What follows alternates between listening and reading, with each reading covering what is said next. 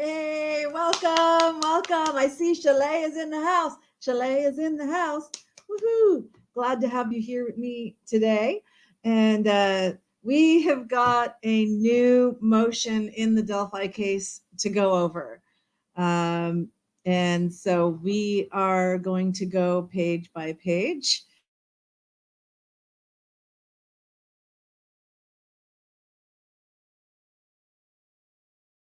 Gosh, okay, there we go. Back up.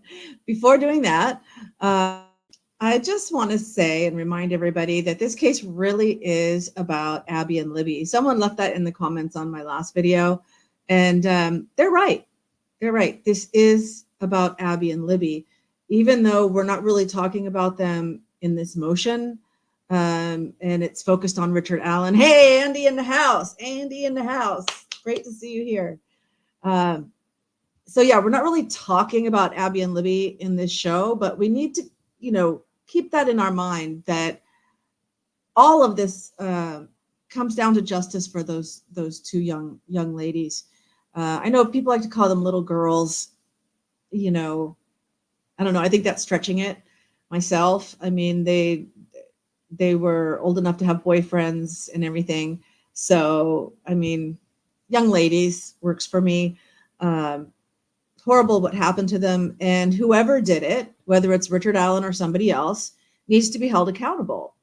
And I think that's one thing everyone can agree on.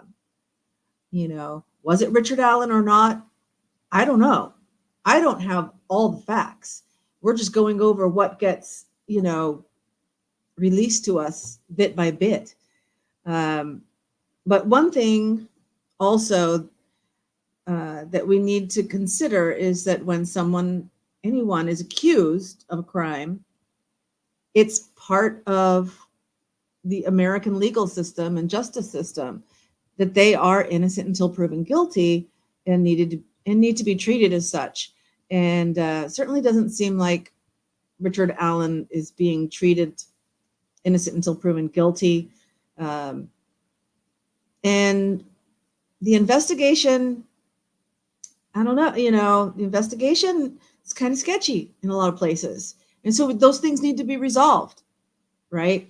So in this motion to suppress, I made a couple of notes that I want to make sure everyone understands and is not on the same board about what this means, because it's really essential to what the defense is saying in their motion to suppress. And this is a motion to suppress the second police interrogation. Okay. So you need to know the difference between exploratory and accusatory. All right. So exploratory, you're exploring something. It would be more of an interview. You're trying to get more information from somebody about a case. And, maybe they're a person of interest. And so you need to know more before you can make a decision whether you want to call them a suspect or not. You need more information. So you're exploring, you're interviewing them. It's really more of an interview, right? Accusatory is when you think they're a suspect and you're accusing them of a crime. All right. And so this is very key to the laws and the case precedents that the defense is going to discuss in this motion. Was he being interviewed in an exploratory manner or an accusatory manner? Because it makes a difference, okay? It makes a difference according to the law. For example, you do not need Miranda rights read for an exploratory interview. You do need Miranda rights if it's an accusatory interrogation. Okay, big difference. The other thing is to note custodial versus non-custodial. Now, custodial, is there only one suspect? There is only one suspect that has been arrested. When he was first arrested, law enforcement in their press conferences was saying, we're keeping it open. We still want more tips. I think you even had one person that got up and spoke. It might have been an FBI guy that said we are looking, to see if there's anyone else involved, or we're looking for more suspects or whatever. And that got shut down right away. And then everything was law enforcement saying, this is our guy. He acted alone. There's nobody else. This is it. They're putting all their eggs in the Richard Allen basket. Okay. So the next thing is custodial. Custodial. Now you might think of like janitorial, like the custodian, right? The janitor is a custodian. No. It's not that direction. It is like somebody who's in custody, right?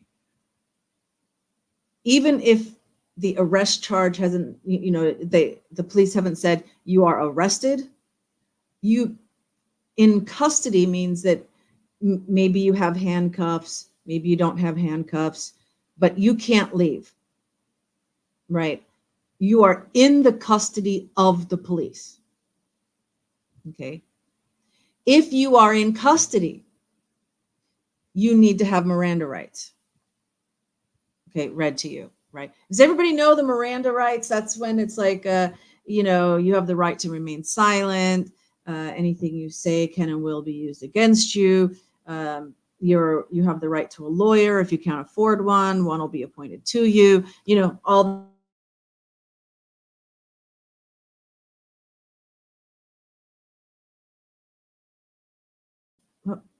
Okay. I see the little buffering circle, which I'm guessing means that you see me froze up, even if you can still hear my voice.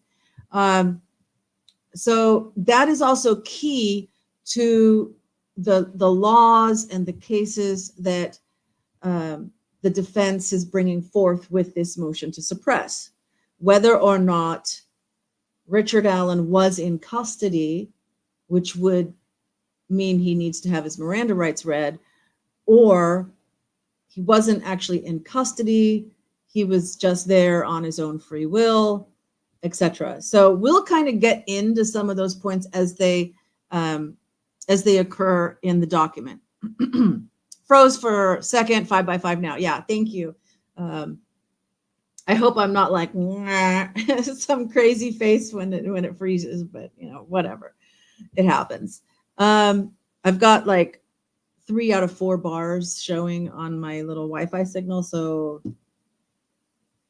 whatever happens. But definitely, if I see on my screen the little buffering, my screen, I still see StreamYard. It's not my whole screen, but the portion of my webcam goes black, and I see the little buffering circle. Then I know, oh, well, just pause for a minute.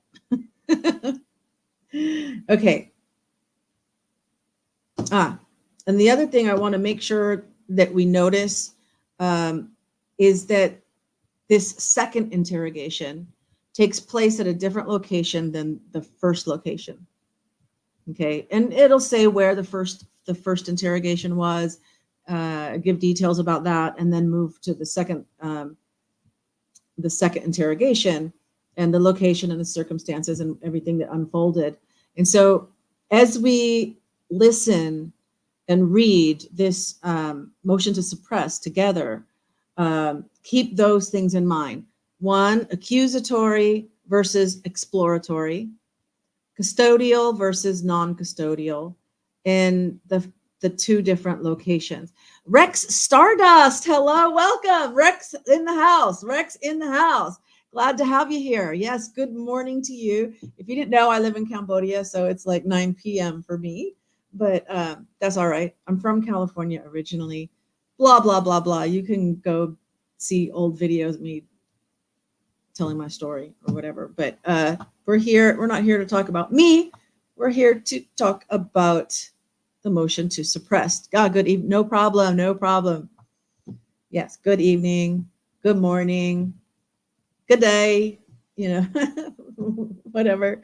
It's all good. That's a Gen X thing, right? It's all good. I know I said that when I was a teenager. So let me bring this up on stage. I don't want to remove it. I want to show. Oh, so I think I can go news layout. What's that like? No, we don't want that one. How did I find that one that was like, oh, here it is. Here we go. Yeah, you don't need to see me in the hood. Yes. And everybody's saying a nice welcome to Rex Stardust. I'll just call you Rex, I guess. Is that, or do you want me to just call you Stardust? I can go either way with that. Did you know when we used to roller skate growing up, Gen X, at the roller rinks, the dancing, you know, like you dance on your skates as you're skating around the rink, that was called Rexing sometimes? Yeah. Okay. So there it is. It's page width, right? Yeah. So motion to suppress the accused's second statement. Wow. And she sells seashells on the seashore. Comes now the accused Richard Allen by and through counsel and moves this court to suppress all statements from his October 26th, 2022 interrogation at the hands of law enforcement Jerry Holman, who failed to read Rick Allen his Miranda rights, while yelling and swearing at Rick Allen, lying to Rick Allen, and attempting to intimidate Rick Allen behind a closed door in a tiny interrogation room at the Lafayette Police Post.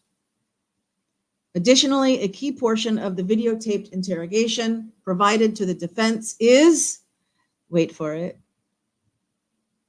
missing. The missing portion of that video is the beginning of the interrogation when Miranda should have been read. Okay, so yeah, it's a tiny interrogation room. It's behind closed doors.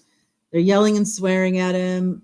A lot of that is kind of some normal stuff, I think, that police do. But you know, I think sometimes there's this, you know, how you have beyond a reasonable doubt and all of this, but there's also, oh, I lost my thought on it. Totality, the totality of the circumstances. That's another like measure that the court uses when deciding whether something is one way or another way. And the Supreme Court has on many occasions said, okay, in this case that we're hearing, we're ruling in this way, and but in future cases, the courts need to look at the totality of the circumstances, right? So in support of said motion, the accused states the following. The first interrogation, number 1, law enforcement officers requested Rick Allen to appear at the Delphi police station. Remember, I said there's going to be 2 different locations. So the first one is in Delphi to answer questions.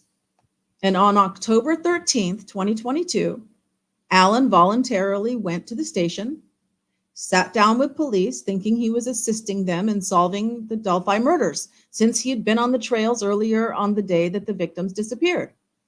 Rick wanted to help out any way he could, and that is clear in the video. This video was previously provided to the court on September 18th, 2023. The October 26, 2017 interview is being sent to court overnight via certified mail for the court's review. Okay. Number 2, the 2 officers that interviewed Rick Allen on that day were Tony Liggett and Steve Mullen. We're both familiar with them. I believe Tony Liggett is the sheriff and Steve Mullen was the police, the Delphi police. This is important to note because later, the second interview is by a completely different person, and we'll get to why that matters. Rex Stardust says there are many suspects, Andy, but they are suspects that law enforcement has completely failed to investigate. even though there are more things that point at them than Richard Allen. Yes, this is true. I'm sorry I didn't clarify that to Andy, but yes, there are other suspects, and there are law enforcement. There are, let's say, the task force that was heading the investigation. Remember, Abby and Libby went hiking on the 13th. They were found on the 14th of February 2017. Richard Allen wasn't arrested until 5 years later. Now, there were other officers that were investigating for 3 years a particular angle, and that would be what has now become known as the Odinist angle. And they kept giving information to the task force. You know, there's this evidence, please collect this evidence. There's this person, please interview this person, and everything. And the law enforcement, as Rex Stardust is saying, the task force completely failed to investigate these people. And they looked at the property owner, which is Ron Logan. They looked at Kevin Klein, who had a catfish account. This is Slinky, by the way, if you see, but we don't want to see your butt. Move, go on. There you go. Good girl. They have investigated other suspects, and Ron Logan died, supposedly of natural causes, I guess, and so that kind of stopped that. And then Kevin Klein, got arrested for something else, and I don't know, they dropped that, but they never really investigated the Odinist angle. And I think part of that is due to the timeline that they're pushing, because they're pushing that the girls were murdered within the 2 hours of them being at the park. They went hiking in a park, and within 2 hours. So say between 1:30 and 3:30, from the time they were dropped off and then went missing until the time that a witness says they saw someone walking on a road, and they are assuming that that person was the killer, whether that's Rick Allen or not. They're assuming that that person was the killer, therefore putting the timeline between 1:30 and 3:30. Okay. So the Odinist suspects, Patrick Westphal, Brian Holder, Elvis Fields, Johnny Messer, maybe, but those three. If the Odinist angle is correct, which we don't know, but if it is, then their murders happened maybe around 2 o'clock in the morning, between midnight and 2 o'clock in the morning. All right, let's just say 2 a.m. that night. And so if nobody checked Brad Holder and Patrick Westphal's alibis for 2 a.m. They only checked their alibis between 1:30 and 3:30. Right? You wonder why things are not looked into. Well, that's the $1 million question, Andy. And Rex says, yes, the three officers that were investigating for 3 years were Click, Murphy, and Ferenczi. And Ferenczi was then murdered in front of, I think, the FBI office. And I believe that person was arrested.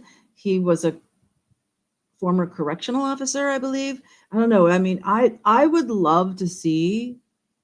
I mean, if I was an investigator on this case, I would be looking into the guy that killed Ferenczi, and if he had any Odinist ties. Was he a member of the Vinlanders? Was he a member of any other group that worships Odin and considers themselves heathen or pagan? You know, I would definitely be looking into that. But once Ferenczi was murdered, Click and Murphy stopped. They just In fact, Click retired. I don't know where Murphy is right now. And yeah, Chalet says, Chalet's answering Andy's question. I wonder why things are not looked into, by saying hiding stuff. Yeah, they're trying to hide stuff. That's a possibility. And Rex says Vinlanders are everywhere in Indiana. They were founded here. Okay. And Johnny Messer comes up because he was a recruiter for the Vinlanders. And and Patrick Westphal definitely was one. And then in interviews that he's done on social media, he has said that Patrick Westphal said that Brad Holder and Elvis Fields were just like probates. They weren't initiated yet. They were attempting to join, but they weren't full-fledged members yet. Now, whether that's true or not, I don't know. But that's what Patrick Westphal said. Andy's asking, like Valhalla stuff, Odin, Vinrail the Wolf. Yes. All that stuff. And so it's very possible. I mean, there's ceremonies. I mean, Patrick Westphal, I think on his Facebook had some video of some ceremonies that were basically symbolic. But then you get somebody who wants to kind of take it to another level. So ritual sacrifice, most people that, I don't know, Asatru might even be like part of all of this. And if you remember, Asatru is what Kylie Rodney's mother was all into. That's another show. Maybe. Okay. But they are, how would you say it? They are a bastard version of the beliefs. That's what I was trying to say. You have people that, consider this their religion and have ceremonies that are symbolic. They would never think of doing a real human sacrifice. Okay. They would never do that. They would not even do an animal sacrifice, I don't think. And you have those people, and then you have other people that, take it another level. All right. So back to the suppression, this motion to suppress. We got to see what's going on here. And so Rex, I'll just let you, answer Andy about that. Yes, Vikings were in. No, it's not. It's okay, Rex. No, thank you, because I gotta focus on this. So you can help Andy understand. And yes, Vikings were in North America. Canada and the Eastern Seaboard. Yeah, there's evidence that Vikings were in America like before Columbus or whatever. Okay, so we left off with number 2, that the 2 officers that interviewed Rick Allen on that day were Tony Liggett and Steve Mullen. This is going to become very important later on.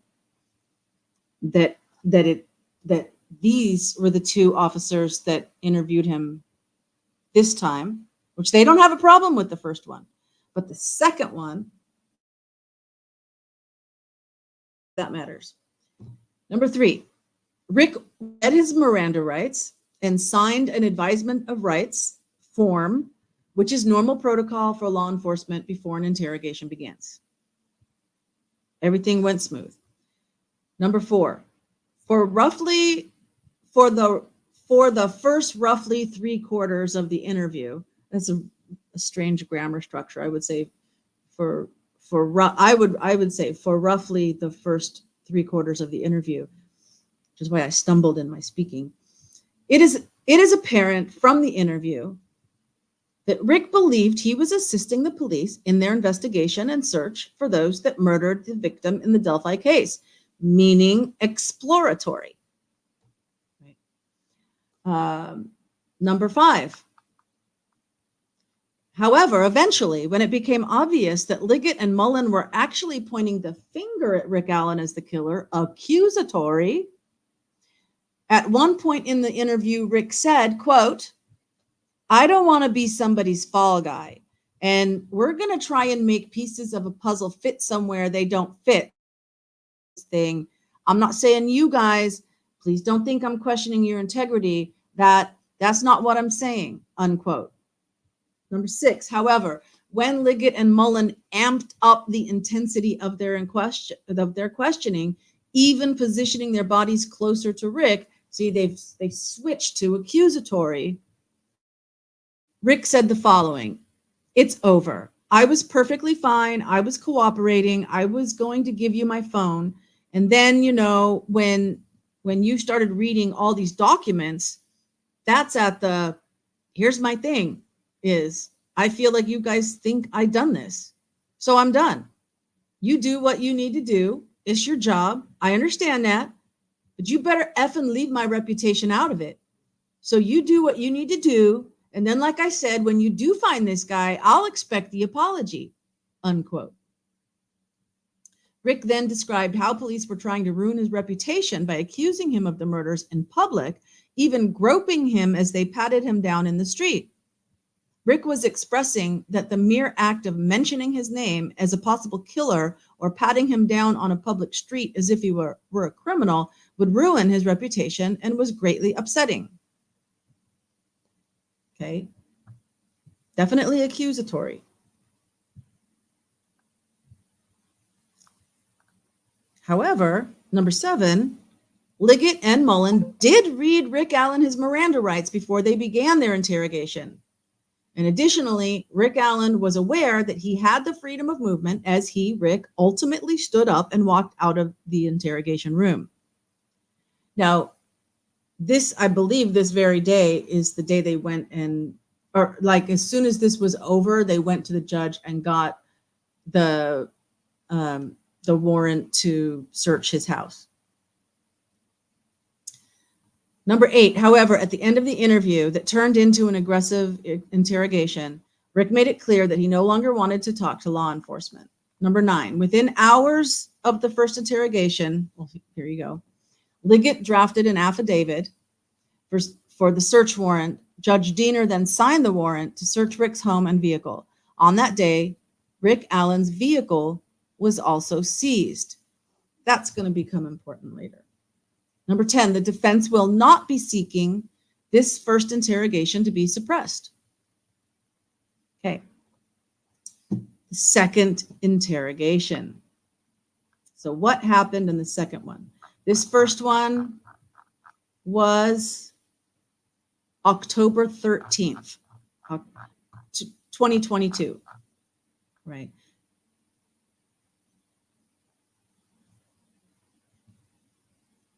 Okay, so on October 13th, so that's the same day, right? Because October 13th, he went to answer these questions. Then they got the search warrant and went out and they seized his car. So when they're seizing his car, they're asking, well, when can we pick up our vehicle? And they were told they could pick it up in a couple of days. We've got to process it for fingerprints and, whatever. We have to process forensic, we got to look for all the forensic evidence and we have to process it. So, a couple of days. Well, 5 days later, on October 17th, either Kathy or Rick contacted the state police to determine how and when they could get their vehicle back that had been seized, as they were in need of that vehicle, as Kathy and Rick were having difficulty sharing only one vehicle as they worked at 2 different places and needed 2 vehicles. It doesn't matter to me why. It's their vehicle. You wanted to take it in, you had a search warrant to take it, you took it, you process it, you give it back to me. And they want to know when. So after a few phone calls with state police, finally on October 26th, so 13 to 23 would be 7 days. So 10 days later, right? Rick and Kathy were scheduled to arrive at the state police post in West Lafayette at 9 a.m. to pick up their vehicle. Okay, so this is in a different place, a different city. The first one was at the Delphi. He was read his Miranda rights with Liggett and Mullen in Delphi.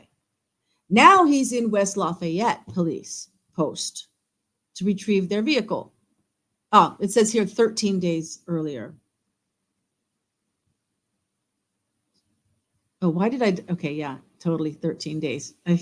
I know what I did. Instead of I was thinking from 13 to 23, and I measured that as 1 week, and that's why I counted it as 7 days. I just thought 7 days plus 3. But 13 to 23 is 10 days. Yeah, I'm not here to talk about math. I'm an English tutor. I'm not a math tutor. Okay, thank you for having it here in writing. It had been seized 13 days earlier. Number 15. State police had told Rick and Kathy that upon their arrival, their car would be released, but never mentioned anything about additional questioning. When Rick and Kathy arrived at the station, Holman met them at the front and said, he just had a few things he wanted to clear up before he released the vehicle. Oh, what, like registration?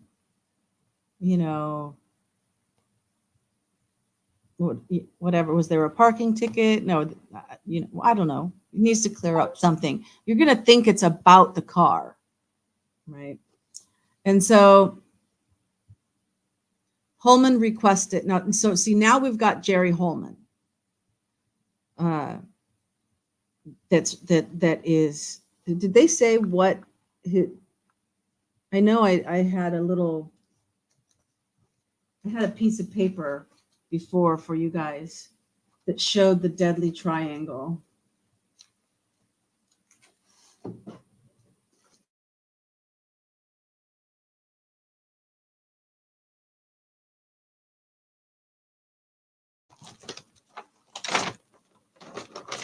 These were my notes from a previous show, right? Okay, so Jerry Holman was the lead investigator. He is with the Indiana State Police, but he was the leader. He's a first sergeant. He's been promoted. And he was the lead investigator of the task force of the investigation. Okay. Mullins was the chief of police of the Delphi police. And now he's currently an investigator for the prosecution. And then Tony Liggett was a Carroll County sheriff, along with Toby Leesenby, but he's not mentioned in here, I don't think.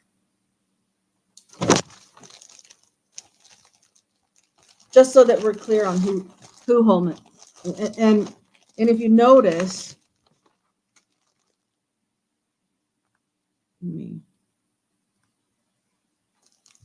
see this little triangle here? That's kind of like the Indiana State Police, the Delphi Police, and the Carroll County Sheriff's Department. They're the players. And then the FBI was also involved. Special agent in charge, Greg Massa, which there's some shady stuff going on there as well. But anyway. All right. Let's continue. Let me get this back up on here. Ta-da! Woo! I'm getting the hang of this thing. All right. So Holman requested Rick follow him to the interrogation room without Kathy, and Rick complied. Kathy was not allowed to participate in the questioning. She was told she could wait in the lobby. Rick arrived with Holman into the interview room. Now, sometimes this is quite often a tactic that, okay, two things just happened here, actually, that we need to point out. Number one, they knew they weren't going to let him leave when they called and asked him to come. All right. But they wanted him to come on his own free will so that it would look exploratory and not accusatory, so that it would look non-custodial instead of custodial, right? They didn't bring him in.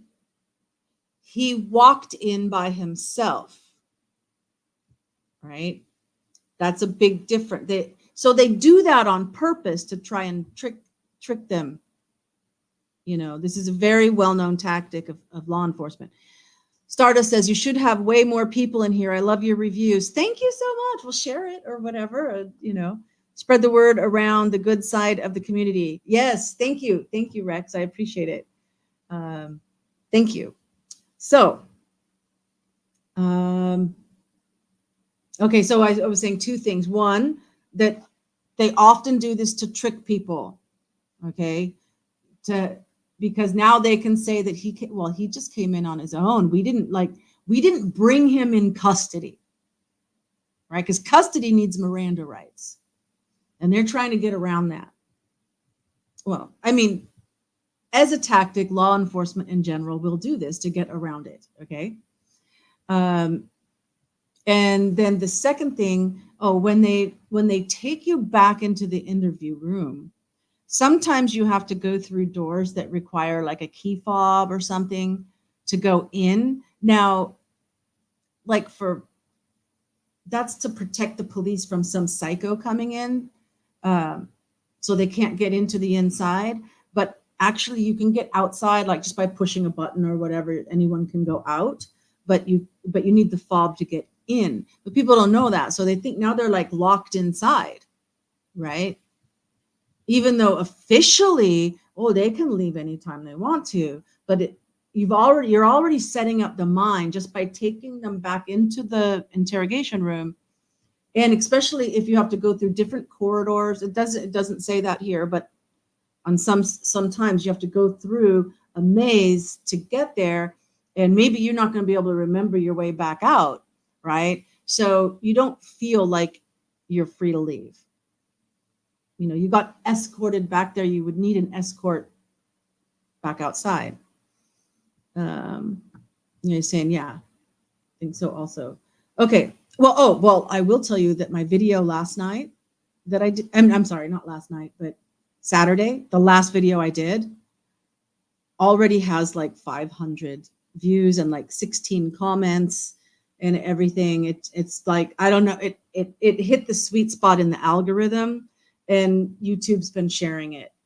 And so I really thought maybe some of those people might see the live, but if they didn't subscribe, then they might not have seen that I'm live right now. There is a Miranda 14-day rule, but being that he is at a different location with different LE, with a different LE agency, he should have had his Miranda renewed.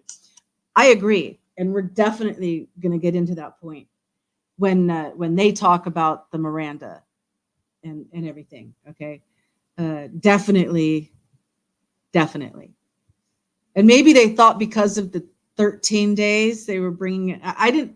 You're the first person I've heard say an actual 14-day rule. But I have heard it talked about that a Miranda can, you can have it said once and then leave and then come back and have it still be in play, but usually the same location, usually the same officers, right? And thank you for pointing out that it's a different LE agency as well, because before it was the Indiana State Police and I'm sorry. It was the Mullen, who is the Delphi Police, and Tony Liggett, who is the sheriff, the Carroll County Sheriff. So it was the Delphi Police and the County Sheriff. Now it's Indiana State Police. Yeah. And think about this as you're listening to all of this going on. This case has been cold at this point for 5 years. It is the highest profile case they've ever had, probably Indiana has ever had. And you would think that they're wanting to find justice for these girls. They want to find the murderers. They want to get the right guy. right? So then wouldn't you make sure you're dotting all your T's, crossing all your T's and dotting all your I's? Wouldn't that be a priority for you? If you want to bring him down, wouldn't you do that? Wouldn't you make sure? But it just seems like there's so much sketchy stuff. And, if there is some credibility to the Odinist theory and there's any kind of protection happening and cooperation happening with that, I'm saying if,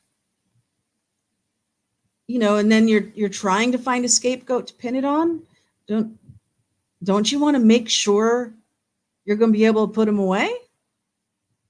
Or even if you really believe this is the right guy, and if Richard Allen did it, don't you want to make sure you put him away? Whichever way, it's that's what I'm saying. It shouldn't matter whether you think he's innocent or guilty. It's the same thing still applies. Why do you have all these blunders on this case? Do they have this many blunders on every case? Andy says, what's in the interview that needs to be suppressed? Now, that's a good question, because I don't know that there's anything that needs to be suppressed. We've got they share some transcripts of video of the video that they have,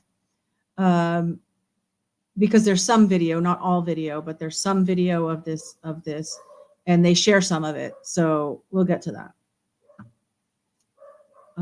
So now they're they are in the interrogation room. Number 19. However, for unknown reasons, the video provided to the defense is missing the beginning portion of the interview, when procedural matters are typically handled by law enforcement, such as the reading of Miranda, advisement of rights, and confirming with the suspect that he's free to leave, if in fact the suspect is free to leave. I think that's a no-brainer for everybody. I don't care if it's TV shows or your own experience or whatever.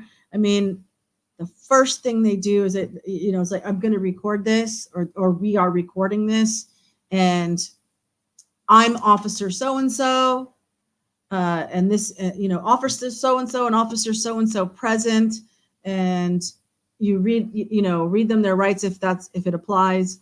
Whatever, you take care of all that stuff. That's a no-brainer. So let's keep reading. They say some of my comments. Rex says, it's suspect to me that Brad Holder is a Freemason, as well as Slick Nick and many of the law enforcement officers. Just a theory. I know not all people are bad. Yes, and I think that is something that should be considered. And then the Masons actually have, like, the women have the Rebecca thing or something. The women have they're like a parallel society for themselves. Is Judge Gall involved in that? Is Judge Gall involved with a Satru or any kind of Odinism? I don't know. I don't know what her religious beliefs are. But the whole thing is so, but definitely Brian Holder and Slick Nick. And for anyone who doesn't know, that means Nick, the prosecutor. I can't even think of his name. Begins with an M, not McPherson, not Medhurst, Nick, whatever. He's the prosecutor. So the prosecutor and Brian Holder, and probably a lot of these law enforcement officers, are Masons. And Masons have blood oaths with each other that they will protect each other. Don't mind me, keep going. McClelland, thank you. I began with an M. Nick McClelland. But everyone, well, not everyone. People that think things are fishy, okay? I don't want to say they side with Richard Allen or think Richard Allen is innocent, because that's not always that's not always the case. There are people that think that. They would definitely be saying Slick Nick. But there are a lot of people that just say there's something fishy. There's things that aren't right with this case. And Richard Allen guilty or innocent as someone who is accused. His rights are being violated. People like that also say Slick Nick. All right. So number 20, in this case, in the case that there is missing video in the beginning, either A, the camera was only turned on after they, Holman and Rick, so that means Jerry Holman interviewing Rick Allen, were already minutes into the interview, because the video provided to the defense does not show Holman and Rick entering the room, which I'm guessing is normal. I mean, I'm not a lawyer or law enforcement or anything, but the point that I'm going to accept that the fact that he's mentioning it means that it's normal that you have that video. Because remember when they were saying the other interrogations, the 7 months or 70 days of videos that were lost, that they had installed this system that you push the button as you enter the room, right? The button is on the outside of the door and you push that button to start the recording. So you would actually see people going into the room, right? All right. I mean, with these law enforcement officers. So entering the room, sitting down and beginning the interrogation, or B, the camera was recording the entire time, but the beginning of the interview was later edited out before being turned over to the defense in February 2024. And note that the February 2024 means that they didn't get it before, or they didn't see it before. And so after they were reinstated, then the prosecution gave additional stuff, I think maybe to bury them, right? Or maybe they were just trying to comply with the court's orders and say, okay, here's everything, have at it, But so they found it in when they got their discovery back. Rex says, don't get me wrong, I side with justice. I tend to believe that he is innocent, but that he is because of what I've learned. Sure. And I donated to his funds for experts because it's absolutely disgusting that his constitutional rights have been trampled. Absolutely. Absolutely. That's what I'm saying too. I mean, you want to know my personal opinion? And I welcome all opinions. Everyone is welcome here. You don't have to agree with me. In fact, I welcome people who don't agree with me. I watch videos by people who think that Richard Allen is guilty because I want to hear their perspective. I want to hear why they feel that way. And I welcome that. I welcome anyone in here. But do you want to know how I feel? Yeah, I'm leaning towards he's innocent unless there's some kind of evidence that puts him at the scene of the crime. You have to, there's so many things you need to resolve. That's the word, resolve. What needs to be resolved? That's a good title. What because I was thinking, how would I title like us going back, because I don't want to just like rehash stuff, right? There's so many, YouTubers that are just like, they're just posting just to post, just to talk, and they just keep talking about the same stuff. And it's like, I don't even watch any of that kind of stuff anymore. But I was thinking, yes, what needs to be resolved? Needs to be resolved.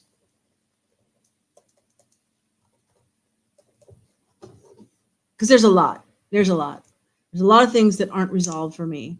And if the state can resolve those things and Richard Allen is guilty, so be it.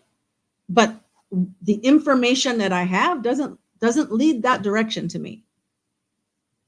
Oh, I love Bob Mata, Bob and Allie, Defense Diaries podcast. I shared one of their videos in a community post of mine. Yeah. And the way I differ is I'm giving like my perspective and my thoughts. They're very much about the law and the proceedings. and how Andy says, I have a major stink eye for police work. Things can be twisted to infer guilt, but rarely to innocent. Yeah, why don't they ever twist things to, well, I guess in this case, they've twisted Brad Holder and Patrick Westphal to innocent. I hate the drama. Oh, I hear people just talking about other creators. I turn it off. I don't play those games. I don't want to be a part of any of that. Click did. Oh, that tried to, yeah. Click, I know what you're saying, Rex. Click tried to follow the evidence to somebody else being guilty. I mean, he wasn't part of the investigation when they nailed it on Richard Allen, but he did stand up in court. Yeah, he went to the hearing and spoke on the record with all the the triad sitting right there staring at him, and spoke on behalf of Richard Allen, and that he doesn't think he's the guy. He's sure that it's the Odinists, we'll say. All right.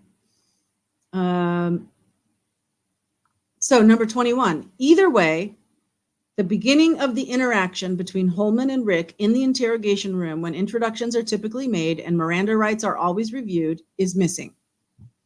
In the 70 plus years of experience between co-counsels, this is highly unusual, especially on a high profile case of this nature. Yeah. Number 22. The defense has not been provided with any report explaining this missing part of the video. Par for the course on this case. To make matters more suspicious, Holman claims in his November 1st, 2022 report, memorializing his October 26th interrogation of Rick Allen, he says the following in his report. I asked Mr. Allen if he remembered the other detectives reading him his Miranda rights, and he said yes. I told him he was free to go at any time and that the door was unlocked. Okay. So I'm going to guess, this is my guess, that if you're asking a yes or no question, do you remember that happening? Yes, I remember that happening. Nothing else is said, but the mind is going, but what does that have to do with today? Yeah, I remember that happening back then for that one. It hasn't happened for this one. Right? He just said yes. Yes, I remember. Big deal. I remember. Right? But this is where I think the prosecution and Holman are trying to say that one still applies to this one, because they don't want to come out and say the Miranda rights again, because then he could clam up and ask for a lawyer. They already saw him get up and walk out of the last one, right? So they don't want him to walk out of this one. They're trying to nail this on him. And quite frankly, as you'll see later, I think when they had their search warrant and they looked for stuff, and yeah, okay, they found a gun that shoots the same size bullet as the one that they say was there at the crime scene,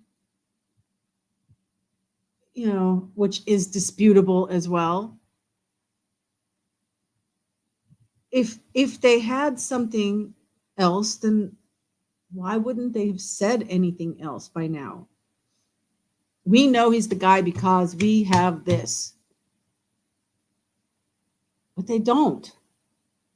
And something that Holman's going to say later, I don't think they found anything. So they're like, get this guy in here, and we got to make him, we got to do whatever we got to do to make him confess. We got to trip him up. We got to trip him up. We got to make him confess. Because if we don't, we got nothing. Right? Or they believe that they're going to keep digging and they're going to find something, but they haven't yet. Wonder why any editing was done on an official statement. Yeah. That alone has to cause doubt. I guess you haven't maybe realized that this. Oh, I think later in this document somewhere they do kind of point out all the different missing things that when it comes to videos and when it comes to interrogations and when it comes to, I think they go through a list later. It's so hard not to spoil it.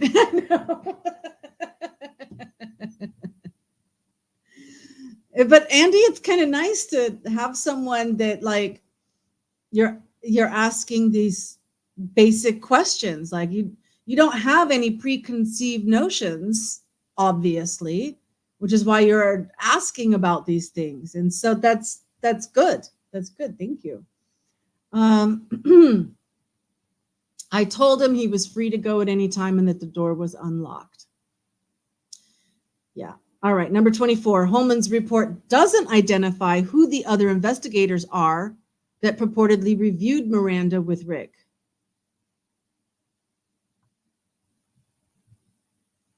Okay. So Holman's report doesn't identify it, but you guys know that it was Liggett and Mullen when they interviewed him in Delphi. But Holman's report doesn't detail. So okay. I kind of get this. We may know it, but if you're writing a report about this particular interrogation, again, it's a matter of crossing T's and dotting I's. That you need. Okay, if you're claiming that Miranda applied to this, then you need to give details about that Miranda. You need to attach the thing that he signed. You need to say who the officers were, etc. I think that's why they're putting this here. Rex says, yes, it is. I'm not sure exactly what I said that you mean that for, but hopefully people watching see what you said when I was saying whatever. Holman's report, doesn't identify the other investigators. Holman's report doesn't detail when, where, or how these purported investigators purportedly reviewed Miranda with Rick. Holman's words quoted in paragraph 23 above. That's where he says, I asked Mr. Allen if he remembered the other detectives reading him his Miranda rights, and he said yes. Okay, so those words quoted appear nowhere on video. In other words, Holman is not shown asking Rick Allen about his rights, nor is Holman reviewed telling Rick Allen that he is free to leave. So they're saying either that happened in the missing video or he's lying and it was never said. And he just wrote it in the report to look good. That's sloppy, though, too, because he just said, oh, yeah, I just asked him and he said yes, blah, blah, blah. But he doesn't do all the details that are legally necessary, right?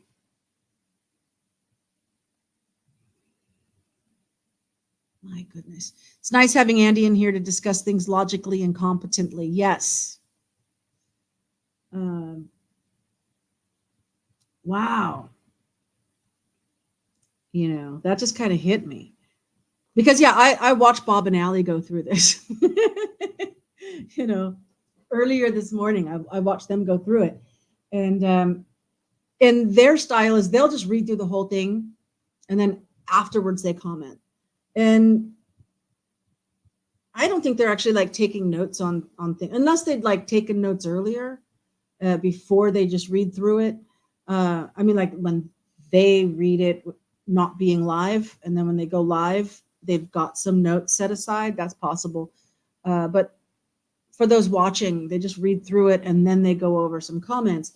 And where we're exploring and looking, and that's Holman's words were quoted in paragraph 23 above. Holman's words quoted in paragraph 23 above appear nowhere on the video. In other words, Holman is not shown asking Rick Allen about his rights, nor is Holman viewed telling Rick Allen that he is free to leave. So they're basically saying, in the eyes of the court, there's no proof. And see, it's like, how does the prosecution think it benefits them to edit it out if it was said? Or did they like throw him in the room and that's what they don't want seen? Or what? Why wouldn't the prosecution want that beginning part shown? Why would they cut it off? Mm-hmm. But so the defense is saying there's no proof. So LEO made an untrue statement.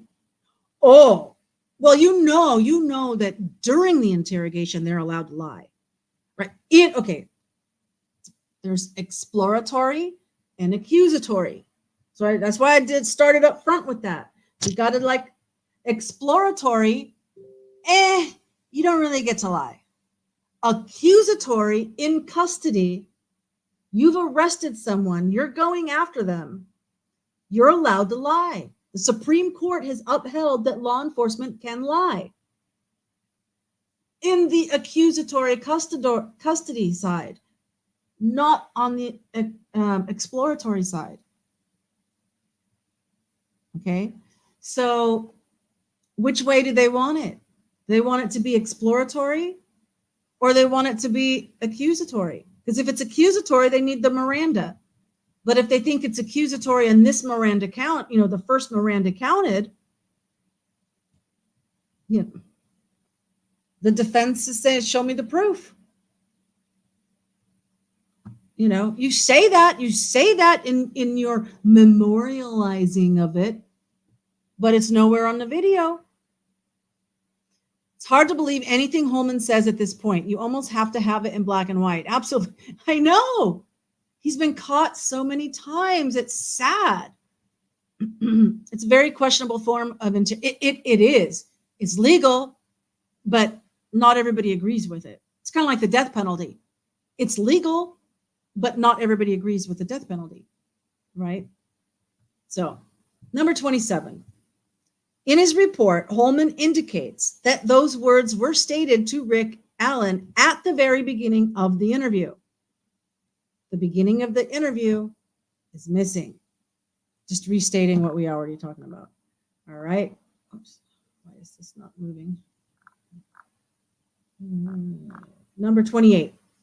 The defense has diligently searched through the discovery for any Miranda/waiver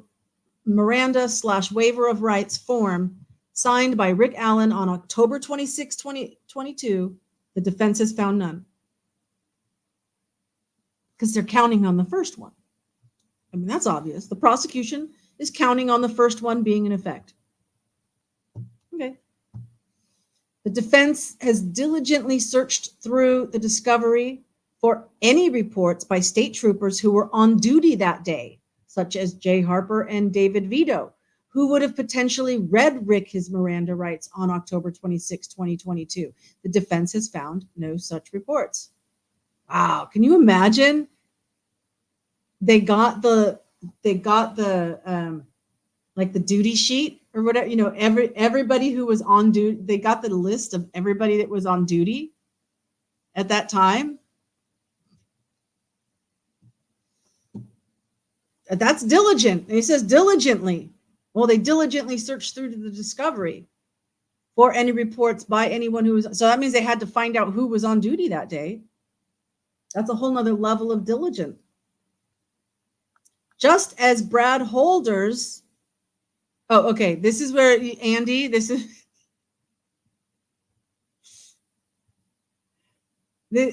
okay, cannot be confirmed by interview transcript. So yeah, we can just believe what they claim. Yeah, that's what they want. It cannot be, there is an interview transcript, which there are some parts of in this, but there's no transcript for the beginning because there's no video. They do the transcript by the video. There's no video of that part. Okay, so number 30, Andy, is that the list I'm telling you of all the missing things. I don't even think this is all the missing things. This is some of the missing things. Just as Brad Holders, February 17th, remember the girls went missing on the 13th, February 13th. They were found on the 14th. So the 17th is that crucial, right? That crucial part of the investigation, right? So they interviewed Brad Holder. That's missing.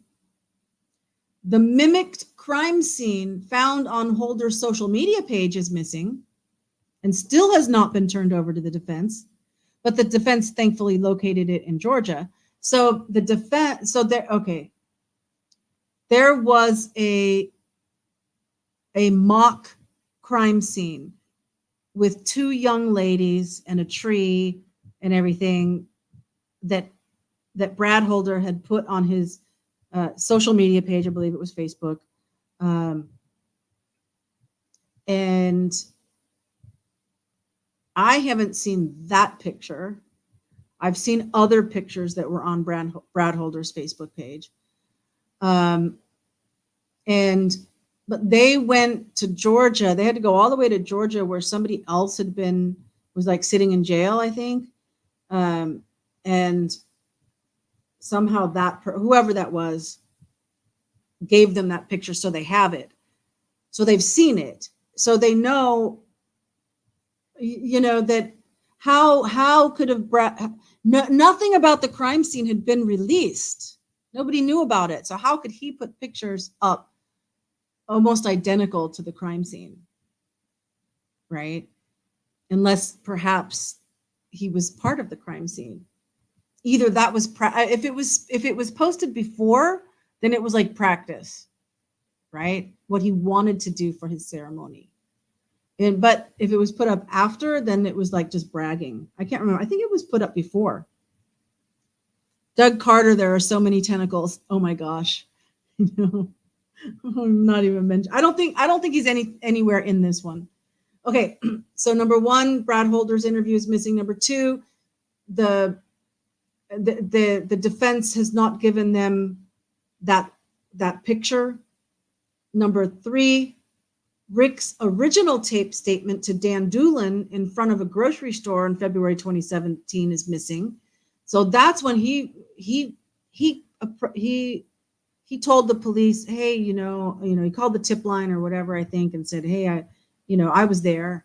And so Dan Doolin then was assigned to go meet him in front of the grocery store and take his statement. And that's when Rick Allen said, oh yeah, I was there between this time. And I saw this, I saw that. I was checking my stocks on my phone, whatever. Right. So, but the police are trying to say that he was there that whole time. But there's question, he could have been saying, I was there like between, like somewhere, but not that I was there exactly, but in that time frame. When I arrived, that's when I left, but that, somewhere between that time, I was there. Right? He might have been there from 1:45 to 2:30. Right? I mean, sometimes you say it that way. So unless you have it recorded, how do you know exactly how he said it? Because again, it's only that memorialized notes. So that's missing. And the beginning portion of Holman's interview with Rick Allen is also missing. And there's so much more missing. Staged mock crime scene. To what end? Official investigation, part of court proceedings. Who made him up? Okay. Remember the Odinist theory. Okay. We'll call it theory. We don't know if it's true. If the Odinist theory is true, then Brad Holder is part of it. All right. Brad Holder's son was one of the girl's boyfriends. Abby's boyfriend. I believe it was Abby. Brad Holder's son was Abby's boyfriend. All right. And so Brad Holder was very active on his Facebook page. He has pictures of him in his Mason clothes, like with the little apron thing. And then he's got a picture with his son with the Mason stuff. Like, oh yeah, my son's taking his first baby steps into the Masons. You know, he had pictures of runes so like he carved runes. He made runes with sticks. He was obsessed with runes. Every day he's posting different runes. There's a painting. I don't know if he said he painted it or if it's just a painted picture that he chose to put on his Facebook page of a guy hanging upside down in a tree that's been killed, and like, so his blood's being drained by hanging upside down in the tree, which is like an Odin mythology thing. All right. I don't care if it's Greek mythology, Roman mythology, or Odin mythology, Viking mythology, that it's part of the mythology, right? And he's got that, and he posts that. He was very active on social media and posting a lot of, so there's no question that he was really, really obsessed with the Odinism, right? We're calling it Odinism, heathenry, whatever. So Rex said Brad Holder posted a picture on Facebook that resembled the crime scene almost to a T. Right. So one of the things that he posted was this mock crime scene. A recreation of it with the sticks, the runes, and there he had two female models. Like there were two girls in this mock-up. You know, the son was the boyfriend of one of the girls. Okay. Yeah, that's true. The early morning of the 14th, like at 2 to 4 a.m., he posted that his adrenaline was rushing and that he was at Planet Fitness and had to work out. Yes, that's true. Chalet, the plot thickens. And people wonder, so okay, we're just conspiracy theorists, and the defense is throwing all this out there to get us all caught up in this and get us. It's their job. It's the defense's job to get us distracted so that there's reasonable doubt that it's not Richard Allen. All right. Okay. Yeah. But you know what? All the puzzle pieces fit together.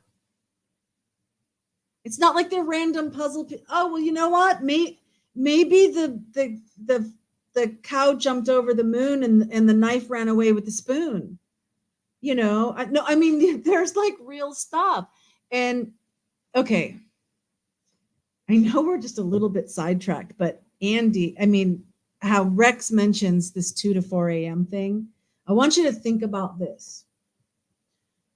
The girls go missing on the 13th. The family calls family and friends, and they're looking. They call the police. The police are looking. They get the whole community involved. The whole community's looking. At midnight, they call the search off. You know what? Everybody go home. Stop searching. We'll have to start again in the morning. Everybody go home. Midnight. Somebody decides not to stop. They're not going to give up. They're still out there. I don't know what part they're at. And they said around 2 a.m. they heard screams, and they called 911 and said, I think I just heard screams. And everybody's trying, no, it's the woods. It's just an animal. You're not even supposed to be out there right now. Go home. Right. And so nobody comes out to investigate that. Then at 3 or 4 o'clock in the morning, they say, because I guess they've alerted the phone company to search for pings so that they can find the girls, so they've got their search warrant or whatever. And so if the girl's phone pings, they'll get notified by the cellular company. And so they get notified that one of the girls' phones pinged. So now they all go out there again, like at around 4 a.m. So, and then by noon, by about 11:30, they find the bodies. All right. So the police call off the search at midnight. Someone hears screams at 2, calls 911. The police do nothing about it. But then there's a phone ping.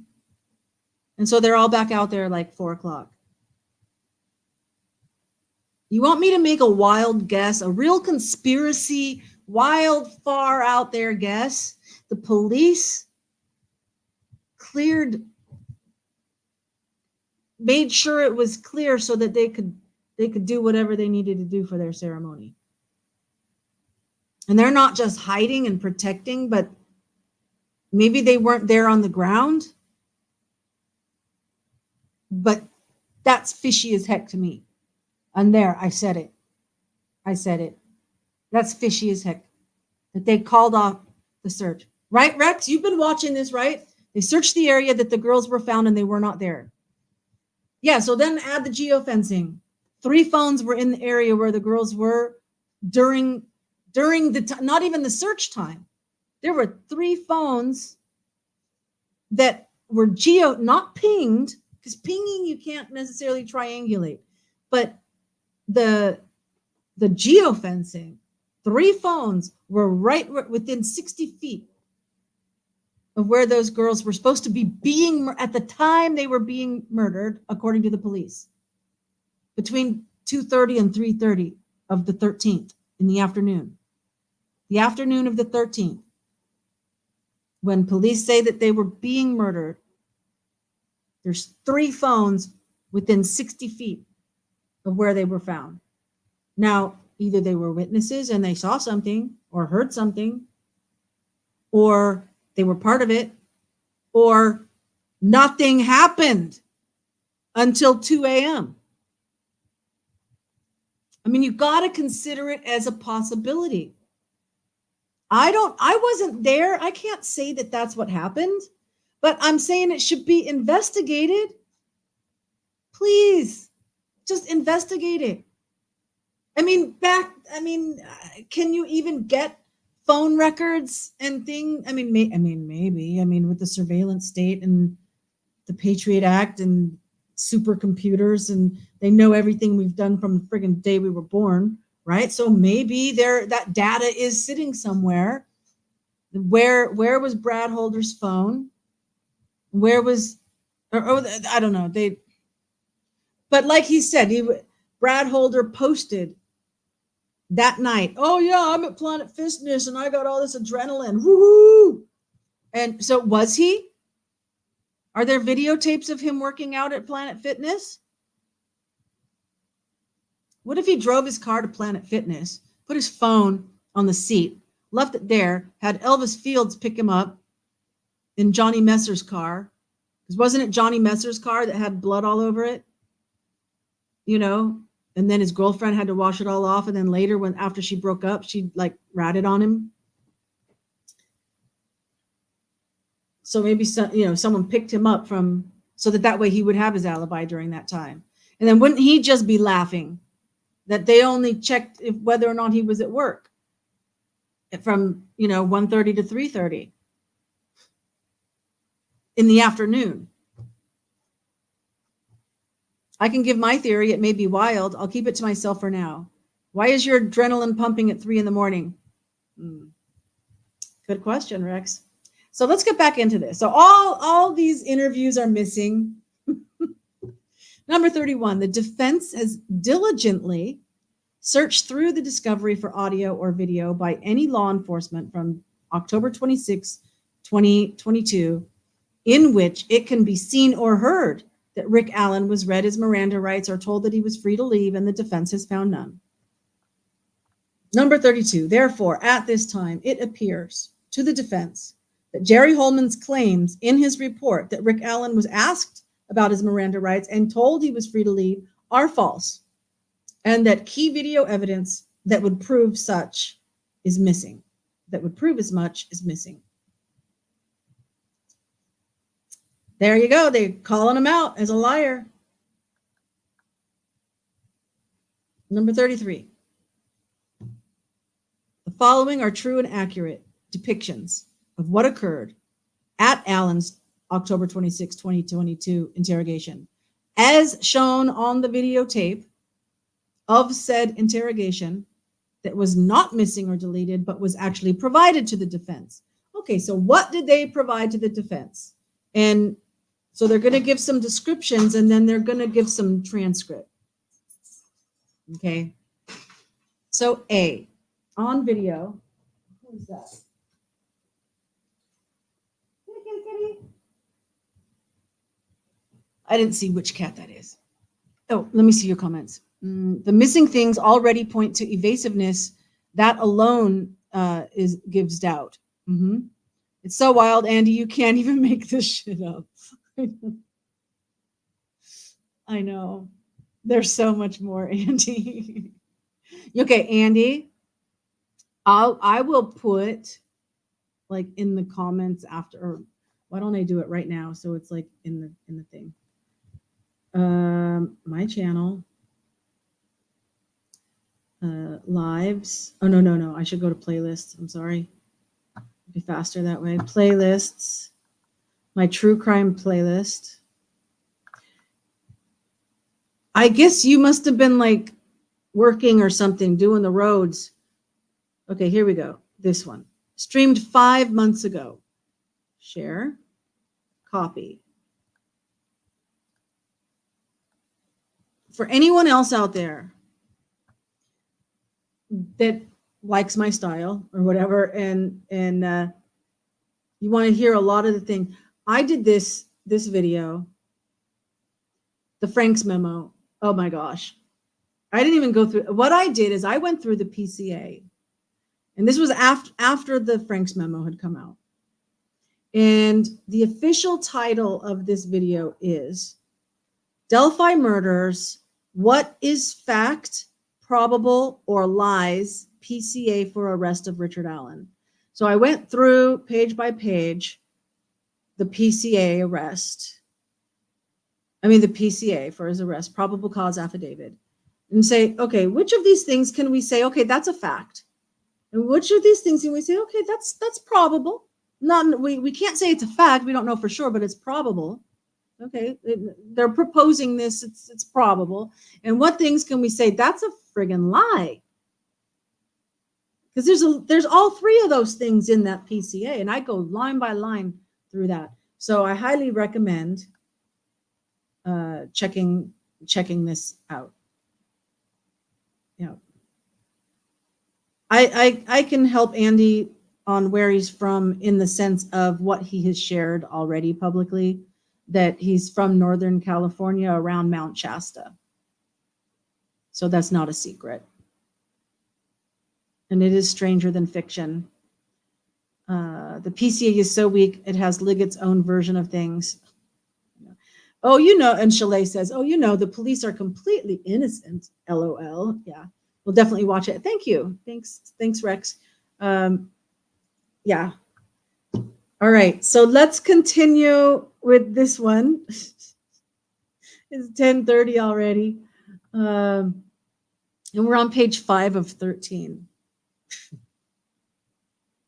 We might not get through the whole thing, but we'll try to get through most of it.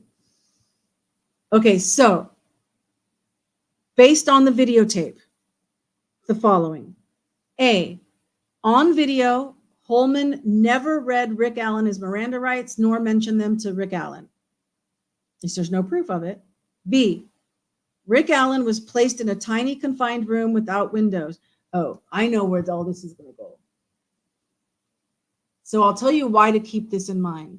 They are going to share a case that had been, that had been ruled that it was like, like it. My mind is going so fast, so much faster than my mouth can. The Miranda rights, whatever, it was thrown out. Okay. So like there was a motion to suppress on this other case and the court threw it out. Right. The court agreed to suppress whatever it was. Okay. And so they're going to compare those things with this. Like, okay, this guy had this and it got, got thrown out, and Rick Allen had this, and this guy had this, it got thrown out, and Rick Allen had this, right? So this is kind of setting up for that. I can give you a spoiler alert. They're wearing a badge. Okay. You know how to spot a narcissist 100% of the time they're wearing a badge. Oh, Rex. Just going to sit back and listen. Do my thing, Maven. All right. He's placed in a tiny confined room without windows, B. Rick Allen was C. Rick Allen was placed. Okay, wait. Let me go back to A. On video, Holman never read Rick Allen his Miranda rights, nor mentioned them to Rick Allen. It's just not on the video. B. Rick Allen was placed in a tiny confined room without windows. C. Rick Allen was placed in a tiny confined room and Holman shut the door. D. Rick Allen was placed in a tiny confined room with Jerry Holman while the door was shut. E. A considerable size difference existed between Rick Allen and Jerry Holman. F. A power differential existed as Holman was a state trooper in his home court, Lafayette Police Post, while Rick Allen was a CVS worker from Delphi who had only driven to West Lafayette to pick up a vehicle he and his wife needed for transportation. G. Rick Allen was never told that he was being videotaped. H. When Jerry Holman would leave the room, he told Rick Allen to sit tight and he did that twice. And they give them the time marks for that. Or hang on one last second and another time mark. In other words, Jerry Holman told Rick that he, Allen, could not leave. So he didn't say you can't leave. He just said, sit tight, hang on one second,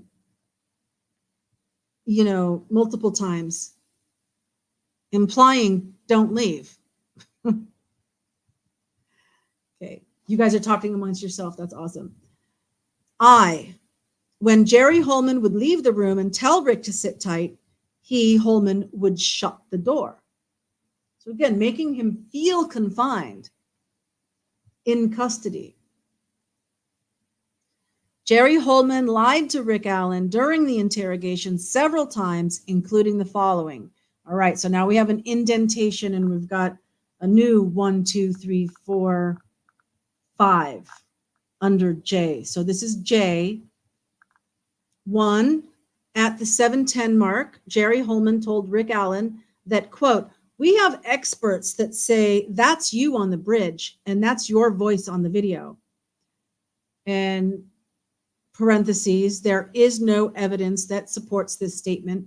Jerry Holman lied to Rick Allen. Number 2, at the 15:25 mark, Holman told Rick Allen that, quote, experts are saying that's you on the video, and, quote, experts are saying you said down the hill. Parentheses, there is no evidence that supports this statement. Jerry Holman lied to Rick Allen. Okay. And anyone who says, oh, well, maybe there is evidence and the defense is lying, you know what? The defense is putting this in writing.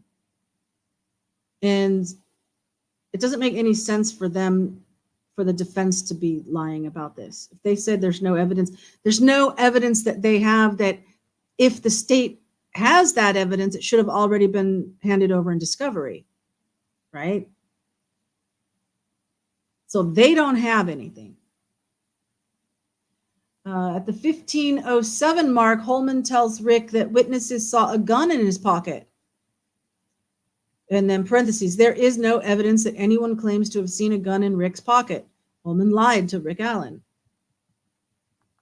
At number 4, at the 3905 mark, Holman states, quote, I'm not lying to you about anything. Everything I'm telling you is fact. The experts say you said go down the hill. Parentheses, Holman was lying to Rick about many things, and not everything Holman told Rick was a fact. And number 5, at the 4233 mark, Holman said, quote, I'm not lying to you, Rick. That's unethical. Parentheses, he had been lying to Rick. Okay, now, K. Jerry Holman told Rick Allen in what was supposed to be an exploratory, remember, exploratory versus accusatory. Remember, I told you, keep that in mind. Jerry Holman told Rick Allen in what was supposed to be an exploratory interview. I just need to clear some things up. Quote, the prosecutor and the other investigators, they want to see you, lock you up, and throw away the key. L. And okay, and let me just say, as we're going through these are all kind of normal things that investigators or interrogators would say and would do if it was a Miranda, accusatory, custodial interrogation. These are all normal. They're allowed to lie. They can lie. They can say all these things. They can get in your face. They can do whatever they want. Mostly, right? If it's on that side of things. But if it's an exploratory, we just want to clear some things up interview, they're not free to do all these things. Okay? That's the difference. So which is it? Up to you. So let's see. Okay. L. Jerry Holman barked at Rick Allen in what was supposed to be an exploratory interview. Quote, if you don't tell me, you're going down for this. M. Jerry Holman told Rick Allen in what was supposed to be an exploratory interview, do you realize the death penalty is on the table for this? Oh, Chalet says, things that a detective might say during an interrogation for $10. Jeopardy. I get it. Jeopardy.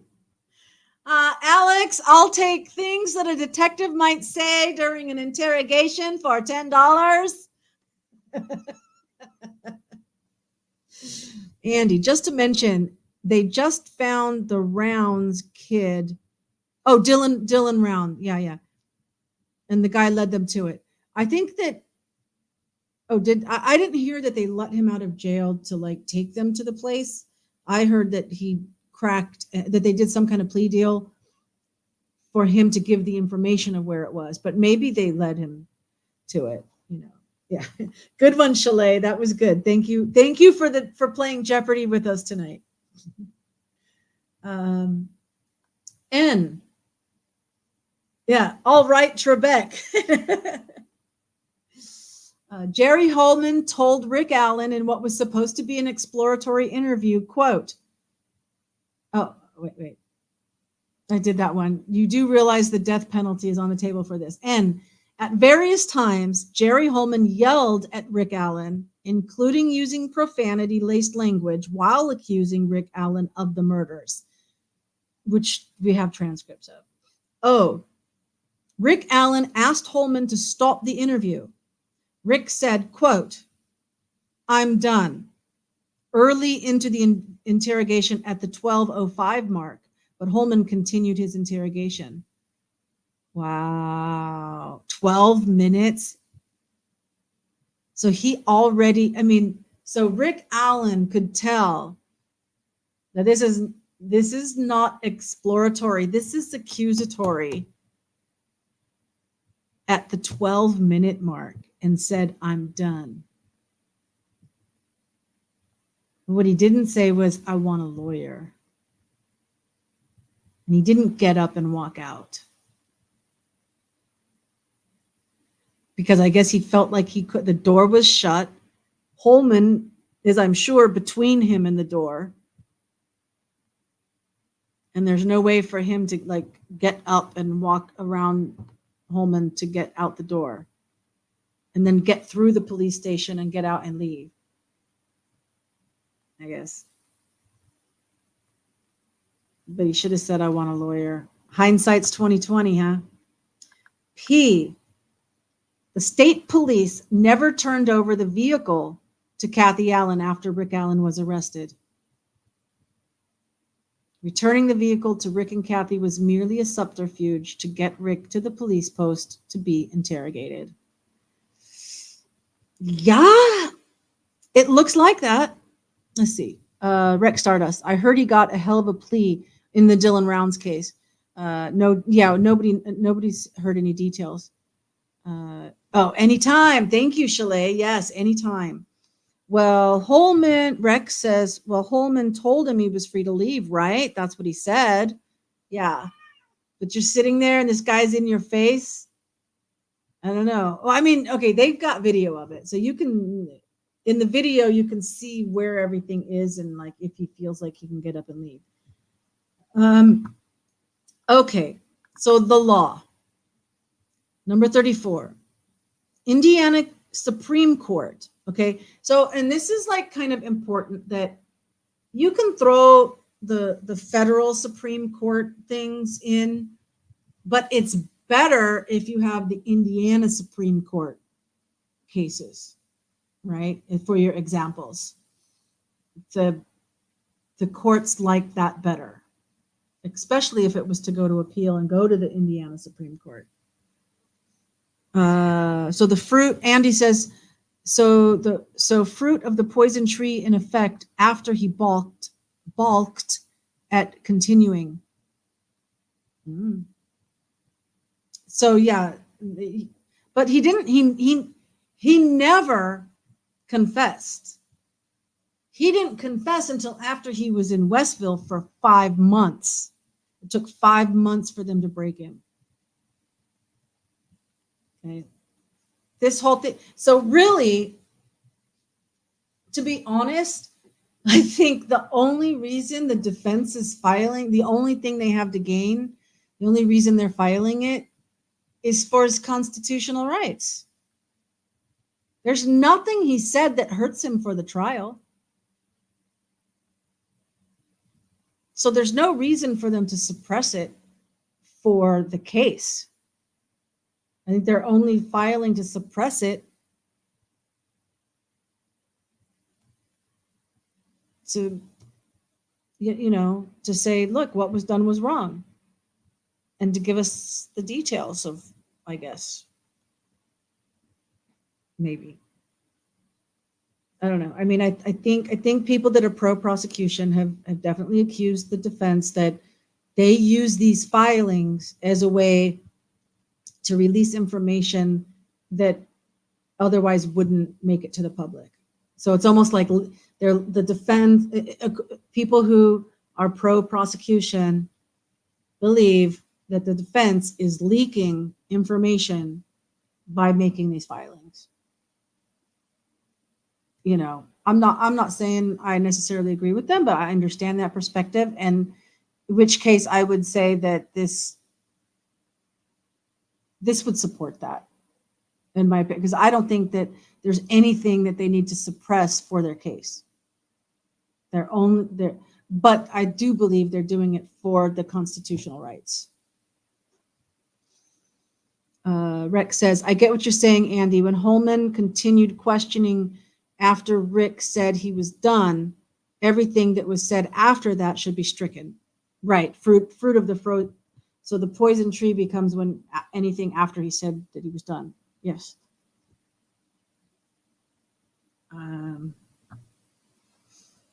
But according to Miranda, it's everything from the beginning, not just from that point.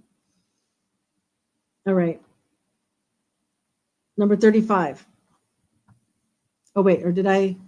Oh, okay. So I didn't read all of number 34. So the Indiana Supreme Court dealt with a very similar fact pattern in this particular case, 2019, which reversed the Indiana Appellate Court. So it had gone on appeal, and the Indiana Supreme Court reversed the appeal, holding that the defendant ER's constitutional rights had been violated, therefore suppressing the statements. So the trial court must have suppressed it. The prosecution appealed it, and the appeal court, or well, I don't know, the appeal court could have upheld the lower court. It doesn't say what the trial court did, but the appellate court did not agree with the suppression.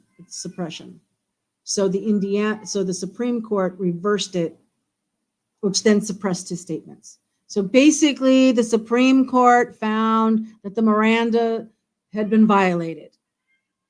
Okay. And so we're going to look at in ER, in this guy's case, 1, 2, 3, 4, 5 happened. And in Alan's case, the same 1, 2, 3, 4, 5 happened. So therefore, there is a precedent for Alan's situation. Don't be Amada, just say Ruiz. Okay. I thought he was saying Louise or something. And I was like, where's he get? If this guy's ER, then why is it like an L? Where's the L come from? But okay, Ruiz is the guy's name. All right. I'll say Ruiz. So number 35, State versus Ruiz. The accused had voluntarily driven to the police station at the request of police to answer questions concerning an allegation of inappropriate touching. Okay.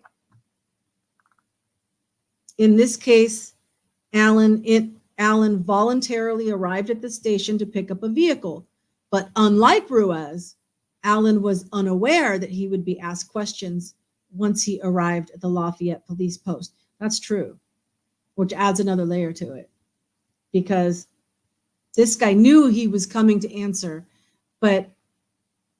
and so I think Allie is the one that was saying, oh, no, it wasn't. It was there's this true crime and wine couple.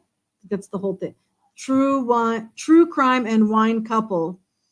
They've only got 500 subscribers. I haven't. Maybe I did finally subscribe. They're kind of cute. They're working through stuff, and stuff that Rex, you and I kind of have been around the block a little bit and might understand something more than they do, and so that they're trying to figure things out, but they're cute. It's a couple my age, like Gen Xers, and yeah. But why did I bring them up? Ruiz. Baldwin was an attorney in Ruiz's case. Wow, I didn't know that. I don't know why I brought them up.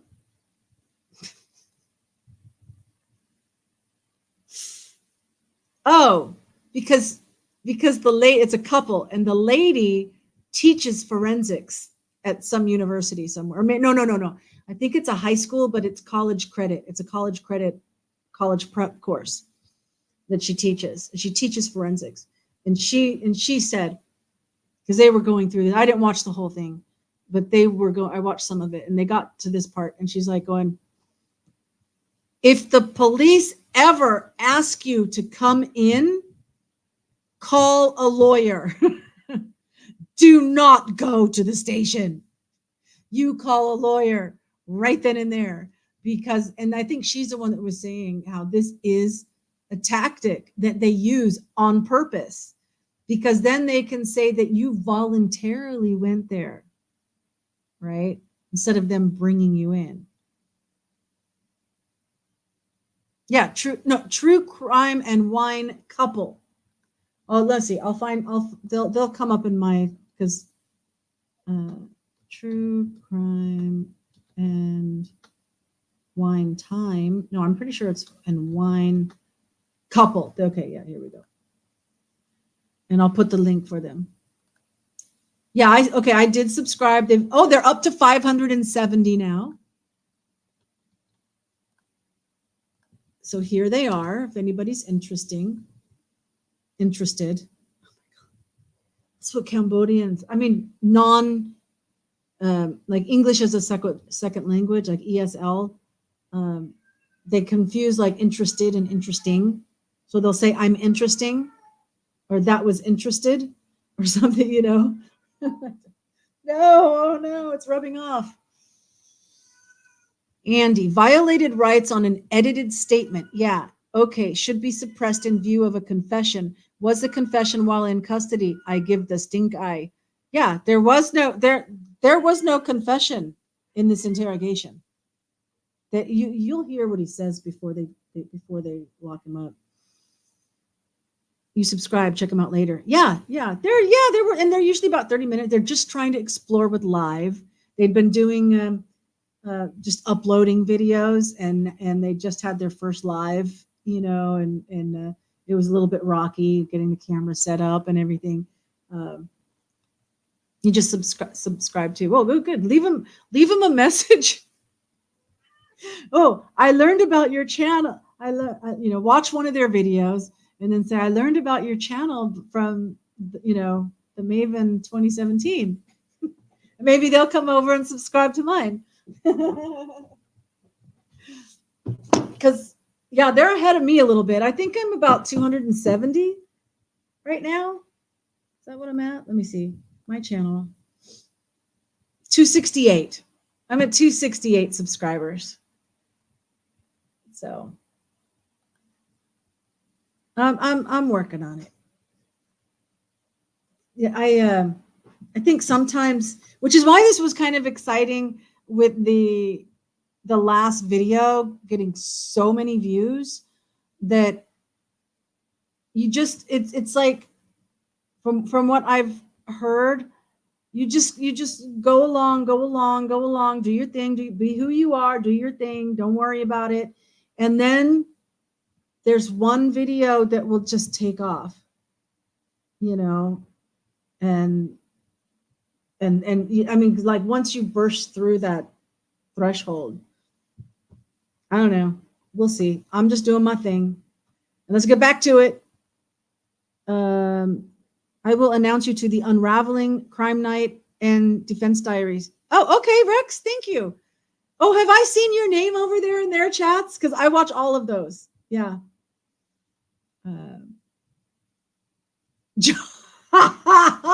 Joe can be a bit much sometimes. Yes.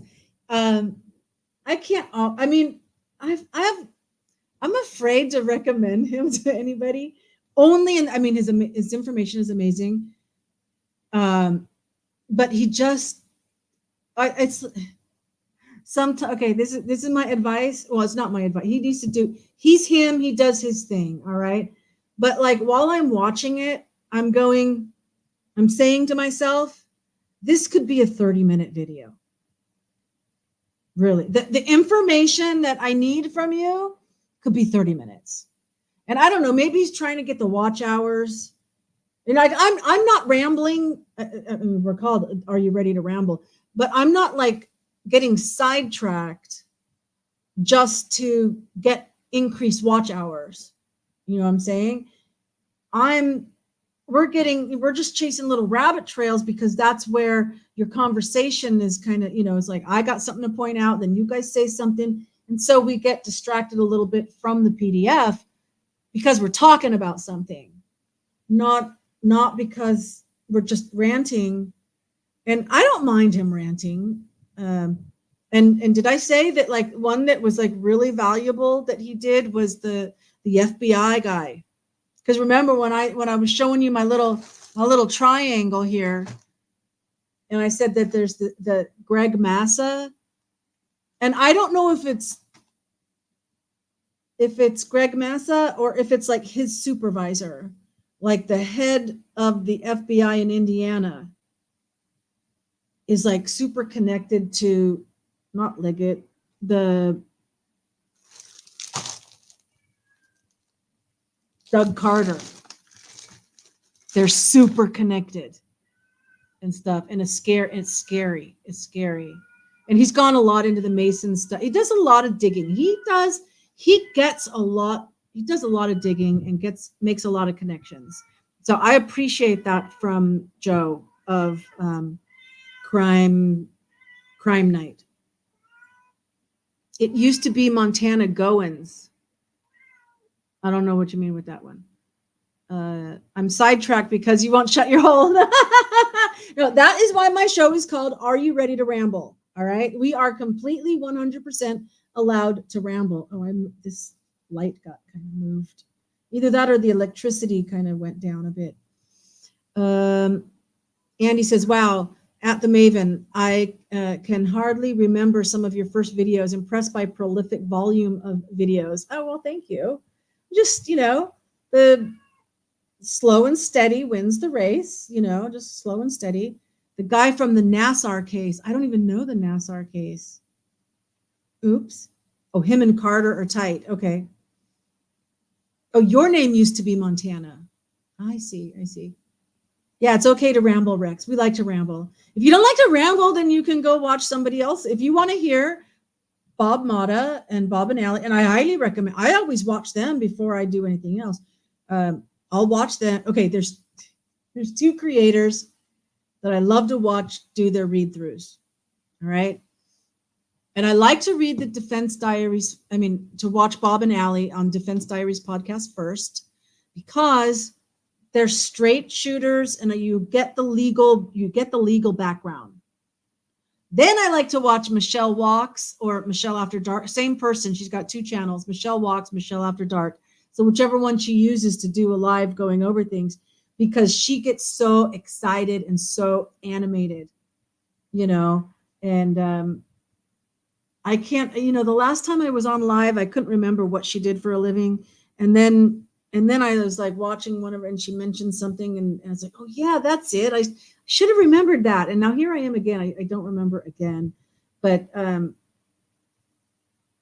think psychology. I think psychology, something with psychology, something in that field. And she worked and her son died by a crime. And so she had to deal with that. I think he just had a birthday. I think she had a community post about him on his birthday.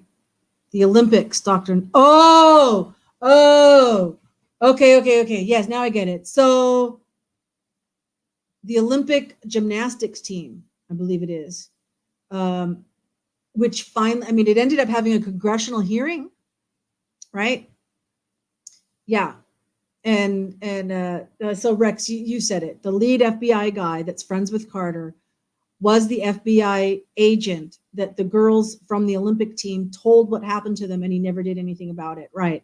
And then all of that came out even later in a congressional hearing. But it was like, based on Crime Night's video, it was more than just ignoring it. It was like he was covering it up and allowing it to continue happening.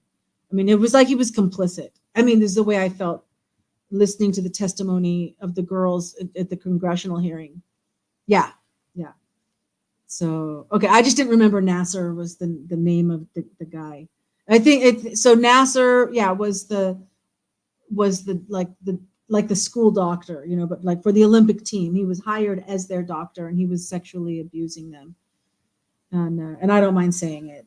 We'll see. If something happens, then I'll watch what I say. Until then, I'll say whatever. Okay, so let's get back in this. Oh, We haven't even got to Holman's quotes. I mean, we've got quotes by Holman, but there's like some literal conversational transcripts with all the expletives. Okay, number 36. The following occurred when Ruiz was interrogated compared to when Rick Allen was interrogated. A. Ruiz was interrogated in a small windowless room. So was Rick Allen. Law enforcement officers failed to provide Miranda warnings to Ruiz, and the video doesn't show him doing that. C. For Rick. C. Multiple times law enforcement told Ruiz to sit tight. Same for Allen. D. In Ruiz's interrogation, law enforcement actually told Ruiz that he was able to walk out of the interrogation room door if he wanted. But Ruiz was also told that he did not have to even talk to law enforcement if he didn't want to. Still, the Indiana Supreme Court found that even with those particular statements by law enforcement to Ruiz, it was not enough to cause him to feel free to leave. Okay. Contrast ER's interrogation with Rick Allen's interrogation. On video, Jerry Holman never told Rick Allen that he was free to leave, nor did Jerry Holman ever tell Rick that he did not have to talk to law enforcement. E. So basically on that one, they're saying Rick Allen has even more cause than Ruiz. Is that Artemis? Artemis! Artemis! Artemis! Artemis doesn't want to come say hello. Read the expletives. Don't PG it. You want no. I'll say effing because it's just not something I normally say. I don't know. I suppose if there was ever an occasion to let a word fly, then I would, but it's not me. But thank you for your support. Michelle Walks. The reason that I watch her second is because she's so animated and everything. She read it all. She read all the expletives. And someone even put like in the comments, oh, it's so funny to hear you talking like that, you know? Okay. Next, E. In Ruiz, the police significantly undercut any initial message of freedom when they dramatically changed the interrogation atmosphere when a second officer entered the room and became more aggressive. So they changed from being exploratory to accusatory, right? And in his case, an additional officer, good cop, bad cop, came in, right? So although there was only one officer involved, Holman, that officer started the interrogation in a much calmer manner before amping up the intensity, ultimately erupting with cursing and yelling at Rick Allen. Michelle is funny. Oh, yeah. I love her. I love her. I always make sure I watch her, too. She hasn't done this one. Oh, yeah, she did do this one because I heard her saying the expletives. F. The officers did not tell Ruiz, that he wasn't under arrest. Holman never told Rick Allen he wasn't under arrest. In fact, when Rick Allen continually denied having anything to do with the murders, as well as words to the effect that Holman had made up his mind to go ahead and arrest me, Holman never told Rick, you are not under arrest. All right. G, police never told Ruiz that he could end the interrogation at any time. And the same for Rick Allen. H, the officers repeatedly told Ruiz to explain what happened, coaxing him to, quote, tell us now so that we know that you're being honest with. Tell us now so that we know you're being honest with us and not lying. And Holman basically said the same thing, but for a variety of reasons. I, in Ruiz, quote, the officers were explicit that they believed Ruiz had engaged in the accused conduct, and their questions were accusatory, not exploratory. And then about Rick, throughout the interrogation, Holman explicitly told Rick that Holman, the prosecutor, and other law enforcement officers all believed that Rick Allen had engaged in the accused conduct, which was murder, and Holman's questions throughout the entire interrogation were accusatory, not exploratory. Included in the videotaped interrogation are the following exchanges that highlight the accusatory. Oh, here comes the expletives. Here comes the expletives. You got to run, Chalet. Okay. Well, this was this. And what time? How much time are we? Oh, 2 hours. So watch when you get to the replay, skip it ahead 2 hours because this is the good stuff. This is the expletives. But take care of the grandbabies or whatever. And Talon, hi if you're there. Okay. So this is highlighting the accusatory and not exploratory nature of the interrogation. All right. So starting with Jerry Holman. You're going to drag your effing wife and your daughter through this because you're too effing bullheaded to get out in front of this and admit you made a mistake? And whatever the F happened out there, we'll never effing know because you're too big of an effing blank. Inaudible.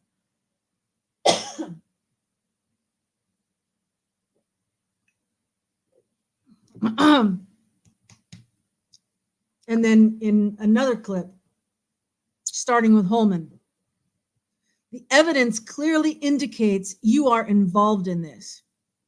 No, it effing does. It doesn't. I'm telling you that there is no way that a bullet from my gun was used in these murders. And I'm telling you that we had this effing round on February 14th, 2017, and it's been secured in an effing laboratory, and we've tested other guns. You could have taken it from somewhere else then because it's not possible. I did not take it from somewhere else. It was logged in. It was taken. It was photographed. You think we effing took a round and threw it down by the dead girl's foot? This ain't effing TV. This is realistic. I'm telling you, I can't explain something and I'm telling you that effing analysts explain it. You can't get past this. Now, 2 points. Number one, they did not have this round on February 14th. They cleared the scene I don't know. I don't know where the information came from. Bob Motta was saying, wasn't he saying like, how do we know? Where did that come from? Somebody was saying that. And then I was like, where did it come from? That the round was not found when they moved the girls, that they had cleared the scene, removed the tape, and then somebody went out, a civilian went out with a metal detector in that area and found it. Which then makes me wonder, well, how did they find it how do they know it was between the girls? Unless they're just kind of like measuring, like it was this far from the tree, so it must have been behind the girls. It was under leaves and stuff. There have been so many stories, I know. So if we're to believe that they didn't find the round until after the scene had been cleared, if that's true, number one, there's no chain of custody, and it could have got there anyway. Anybody could have put it there, and we don't know like what was the condition of the shell. Did it look like it had been there less than 24 hours, or did it look like it had been there for a couple of years? I don't know. So that's the first thing, that he may be lying about that. And then the second thing is, just in general, isn't it called gaslighting? Or the old-fashioned psychological term is like projection. Like when somebody who's like lying and fighting with you and they're lying, they put on you their own thing. Projection, gaslighting. it just makes me wonder if Jerry Holman is saying, you think we effing took a round and threw it down by the dead girl's foot? That if he said that, could that be what happened?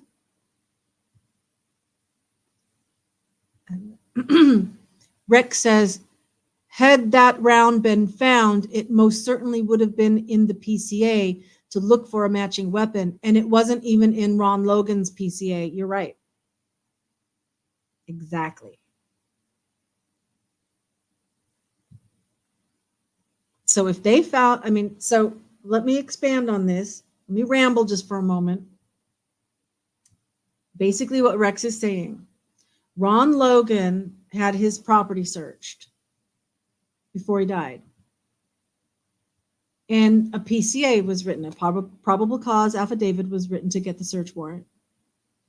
And they listed, we're looking for this, we're looking for this, we're looking for this. They did not mention, we're looking for a 9mm or 40 caliber or whatever size gun this. We're not looking for a gun that shoots this size of ammunition. Because it could be any brand of gun. There's more than one brand of gun that shoots the same caliber. You know, they did not put it in. And don't you think that if they had collected that bullet, a bullet, it wasn't just a shell casing, it was a complete bullet that had been extracted out of the gun. If on January 14th, they found that bullet, they had that bullet, then when they were going after Kevin Kline and when they're going after Ron Logan and anyone that was a suspect that they were going after, they're going to include it. That's going to be part of what they're looking for. The same, in other words, the same things that they're looking for in Rick Allen's case, they would be looking for in the other suspects. But they didn't. And so it's, yeah. Does that mean that they found it and then they did collect it during that time, but it was ruled out as being, the girls weren't shot. They didn't figure it had anything to do with the crime? Or maybe it was like old, like it had been laying there for 3 years. So they figured it wasn't important until they could end up using it to say someone else is a suspect. Okay, and then Rex says, well, I take that back. They had it before RA's arrest. They had the bullet before his arrest. Right. And so Andy says, so when was the round found? Before or after they knew what caliber the guy has? Well, that's a big question. Because supposedly they had the round 5 years before they arrested Richard Allen.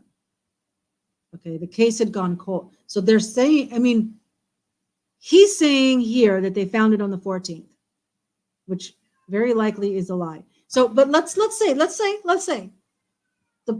the law enforcement goes to the excuse me. Chalet just just posted something and said, "Did I stutter?" So let's say the law enforcement processes the crime scene and finds the bullet themselves. That's one possibility, so that it was found on the 14th. They found it between the girls under some leaves. Second possibility, they found it a day or two later after they had cleared the crime scene and somebody was walking around with a metal detector and found it. And they called police and police came out and got it. Richard Allen is not on their radar until 5 years later. So unless the whole thing is a lie and they never found the bullet at that time, and it's all I mean, at this point, who knows? But nobody has suggested that so far. But so unless that happened, then they would have found out, well, what kind of gun does Richard Allen have? And well, let's go take a bullet and put it there in the leaves and take a picture of it 5 years later. You know, because there were no pictures of it, like, as far as I know, that were showing it where it was in relation to the girls.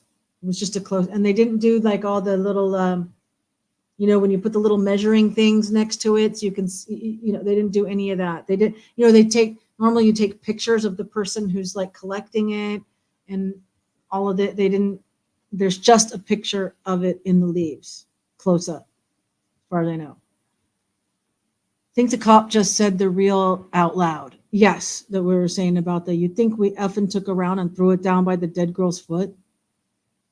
And because 90% of the police or the law enforcement, you know, we've got state police, we've got, you know, state police or state troopers, we've got Delphi police, we've got sheriffs, like 90% of them all, I think it's a Sig Sauer that he's got. I'm not sure. Don't quote me that that's the brand he's got, but whatever the brand gun it is that Richard Allen has, 90% of the cops or law enforcement have the same model gun.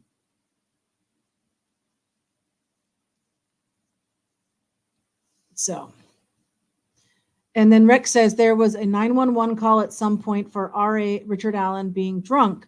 It was a medical call, but on the 911 call, Kathy said that Richard owned a .40 caliber. Could law enforcement have learned of the weapon? Sure. They could have learned from the 911 call. Yeah, I hadn't heard that, but sure. You really don't believe it was found on the 14th? Yeah, I think there's been enough that it wasn't found on the 14th. Yay, chalet shorts can be very endearing. You love the porcelain doll banters. Yeah, I know. Those are cute. All right, so now we're on to the next little clip. Just starts with Jerry Holman. I'm not on video. Well, neither am I. 4 or 5 witnesses didn't see me out there. Me neither. My round out of my gun wasn't 6 inches away from a dead girl. Well, mine neither. So see, this is the kind of interactions going on between them, which, if you've read the Miranda rights and you're in a full-blown interrogation, then you have this is like normal stuff. So the question is whether, there's more. Oh, no, this is another section. Jerry Holman, I don't think you're a bad person. Rick says, well, what kind of good person kills 2 people? Yeah, because Jerry Holman is accusing him of killing them, wanting him to confess, right? But you don't think I'm a bad person? Of course, a bad person, whoever killed them is a bad person. You know, was that snark? Did I detect some snark? Is Richard Allen a Gen X? I think he is. Let's see. Rex says it's all theory, the prosecution and the defense. It's which theory will be painted best to the jury and who is the better storyteller. Yeah. You know, and where does the evidence lead? How much is real evidence, and where would that real evidence lead? I want to friggin' know the time of death. Because either the autopsy is straight up or they're in on it. And I don't mean that if the autopsy say the girls died, you know, between 1:30 and 3 p.m., that they must be in on it. I'm not saying that. But what I am saying, and that's another one you guys can go back and watch. It should be in the true crime playlist. But it's the Brian Kohberger one. When it's the Scarpetta one. Here, I'll add it. Let me add that for you. Playlists. And then I'll tell you why. It's called What Would Scarpetta Do? Where's that one? Did I not add it? Oh, there it is. Okay. Share, copy. You rant a lot thinking out loud. Well, that's how we process things, is we got to think about them, you know. Any conjecture or editing cast out immediately. Yeah. Okay, so now in the video I just shared, that it's called What Would Scarpetta Do? And it's about the Idaho 4. And it's like if Scarpetta, and if you don't know who Scarpetta is, she's a medical examiner in novels written by Patricia Cornwell. Okay. And so it's like if Dr. Scarpetta was the medical examiner in Idaho, in the Idaho 4 case, how would that have happened? You know, what would have happened and everything? And I think it's in that one that I go through and I talk about the time of death. And so forensically, all these, you know, the eye fluid. Okay, we all know the liver temperature, right? That's where, you know, so they insert a thermometer into the liver. They take that temperature, then they take the ambient air temperature and calculate it in order to figure out like when the time. You've got insects, you've got the vitreous fluid in the eye, you've got pallor mortis and such, as far as like this. And there's a difference between, well, I guess the one more, you know, you get all the blood goes to gravity, right? The red blood cells go to gravity. So on one side, on the gravity side, you've got the blood settles and it coagulates, so it doesn't move. You could turn the person over and it doesn't move, if only after a certain amount of time, right? And then the whiteness, them being white from not have, so the blood draining away. And so if you die on your back, and the blood settles to your back, then your face gets really white because the blood's gone back, right? So you've got the white part, and you've got and then you've got rigor mortis. So the body will get stiff after a certain amount of time for a certain period, and then it will get loose again. When the gases build up and bloating happens, when the bodies go, you know, I just talked about the body being white, but then the body turns yellow, and then the body turns black. You know, there's all these different things. And I go through them all in this Scarpetta video, right? More specifically, I go through them all. Any good medical examiner. Now the longer the body has died, the longer it's been since the person died, the less accurate you can be. They were found less than 24 hours. They were found about 22 hours after they went missing, right?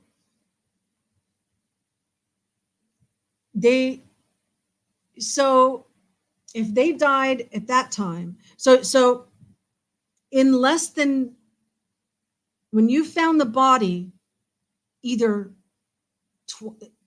22 hours after they died or 8 hours after they died, they're going to be in different stages, enough to know the difference.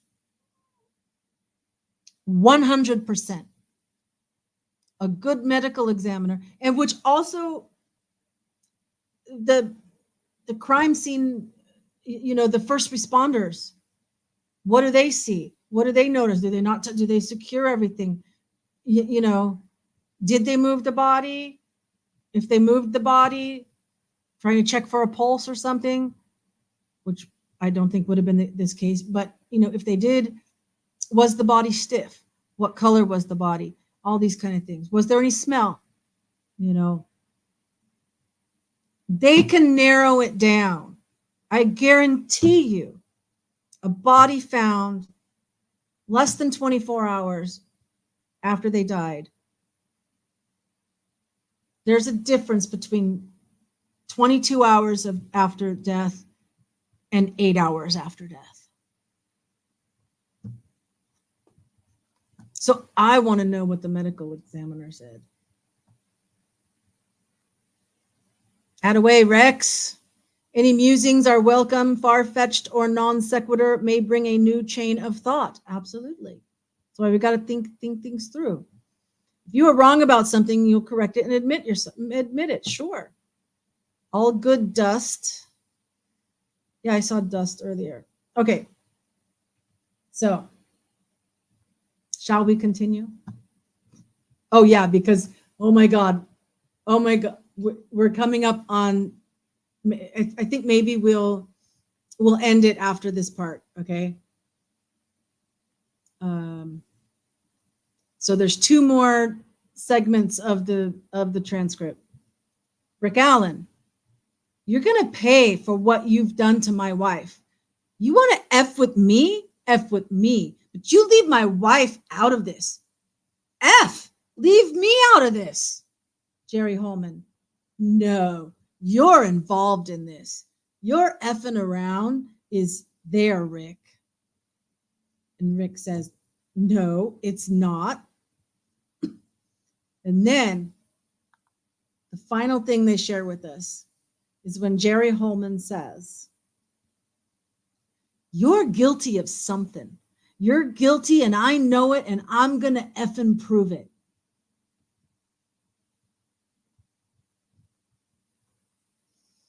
And then they put the handcuffs on him and take him away. It was 2 hours. The video was 2 hours and 41 minutes. Obviously, the video does not show the beginning, so we don't know how much more there was. It could have been 3 hours. Didn't he say something earlier about the movie? This isn't a TV show, right? This ain't effing TV. This is realistic. Which doesn't even make sense. This is real. This is realistic. But this ain't effing TV. Does this sound like a line from TV? You're guilty of something. You're guilty and I know it and I'm going to effing prove it.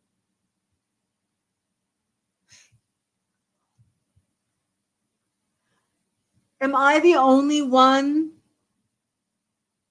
that sees that he's got nothing? He doesn't say, you're guilty of killing these girls. You're guilty and I know it and I'm going to effing prove it. He says you're guilty of something. Just, yeah, Andy got it. Andy got it. Of something? Yeah, that sounds like a pinup job. So that's 11 of the 13 pages.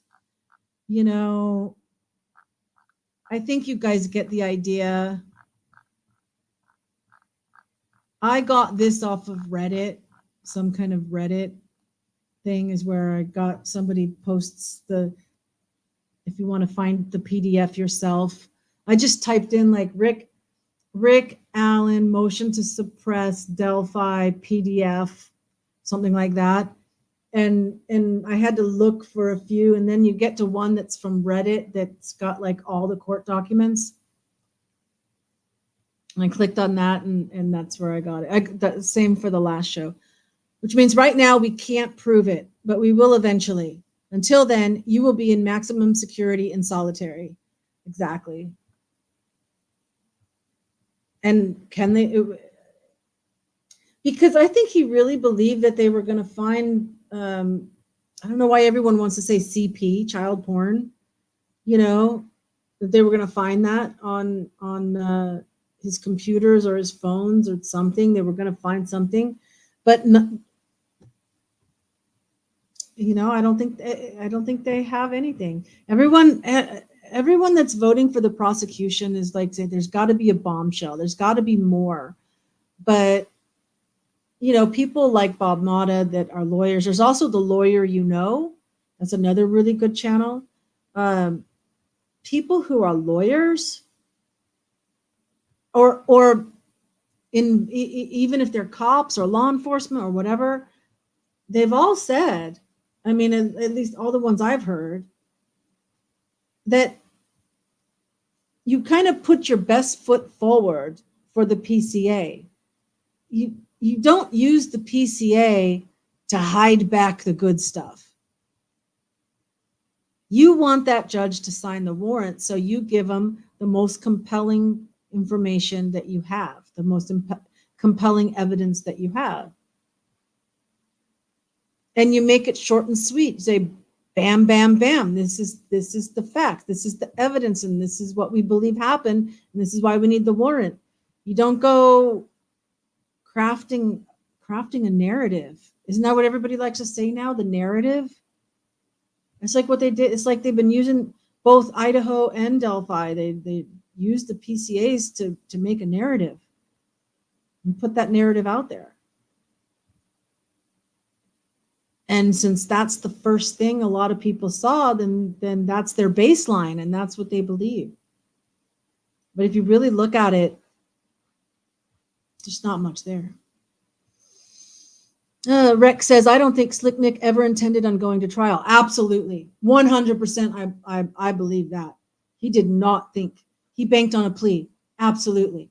And they were probably breaking him to get this confession, then get a plea deal. And he figured the public defenders just want this off their caseload.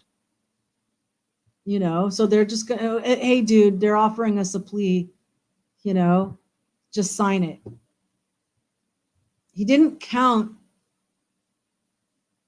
on not only these two public defenders figuring out that maybe he's innocent and maybe someone else did it that they didn't thoroughly investigate. They didn't count on that. And the other two, Scribbins and whatever, when Baldwin and Rosie got kicked off and they had another two public defenders, they also came to the same conclusion.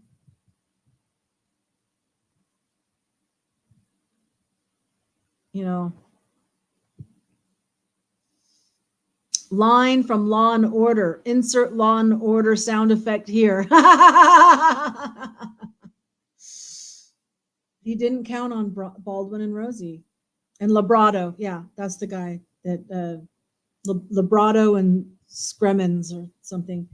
But Labrado is the one that spoke out and said, I believe one girl was murdered and one was sacrificed.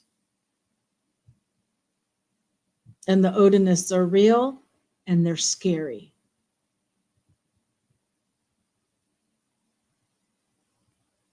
I think that took a lot of guts for him to do that interview. True Detective Season 1. I haven't seen it, but I believe you. All right. So let's drop that. As always, at the end of the show, I remind you that love actually transcends time and space. So wherever and whenever you are watching this, I love you. So tomorrow night is Gen X. All right. That's sacred. We got to do Gen X tomorrow night. And then if anything else new comes up, we can talk about it on Thursday. Thursday's supposed to be travel vlog, but if there's something worth talking about with true crime, we'll do that on Thursday. So wow, 2.5 hours. I hope you enjoyed this. I hope it was helpful to think through things and come to your own conclusions. Use your brains. Use the little gray cells, as Hercule Poirot would say. And so with that, I hope I see you tomorrow for Gen X. Doesn't matter. It doesn't matter if you're Gen X or not, by the way. Come and join. Millennials, Gen Z, Alpha, Boomers. Everybody's welcome, like, to share what you think too. A lot of times we've just been kind of doing some like trivia stuff or whatever. All right. Okay, so love you. See you next time. Bye.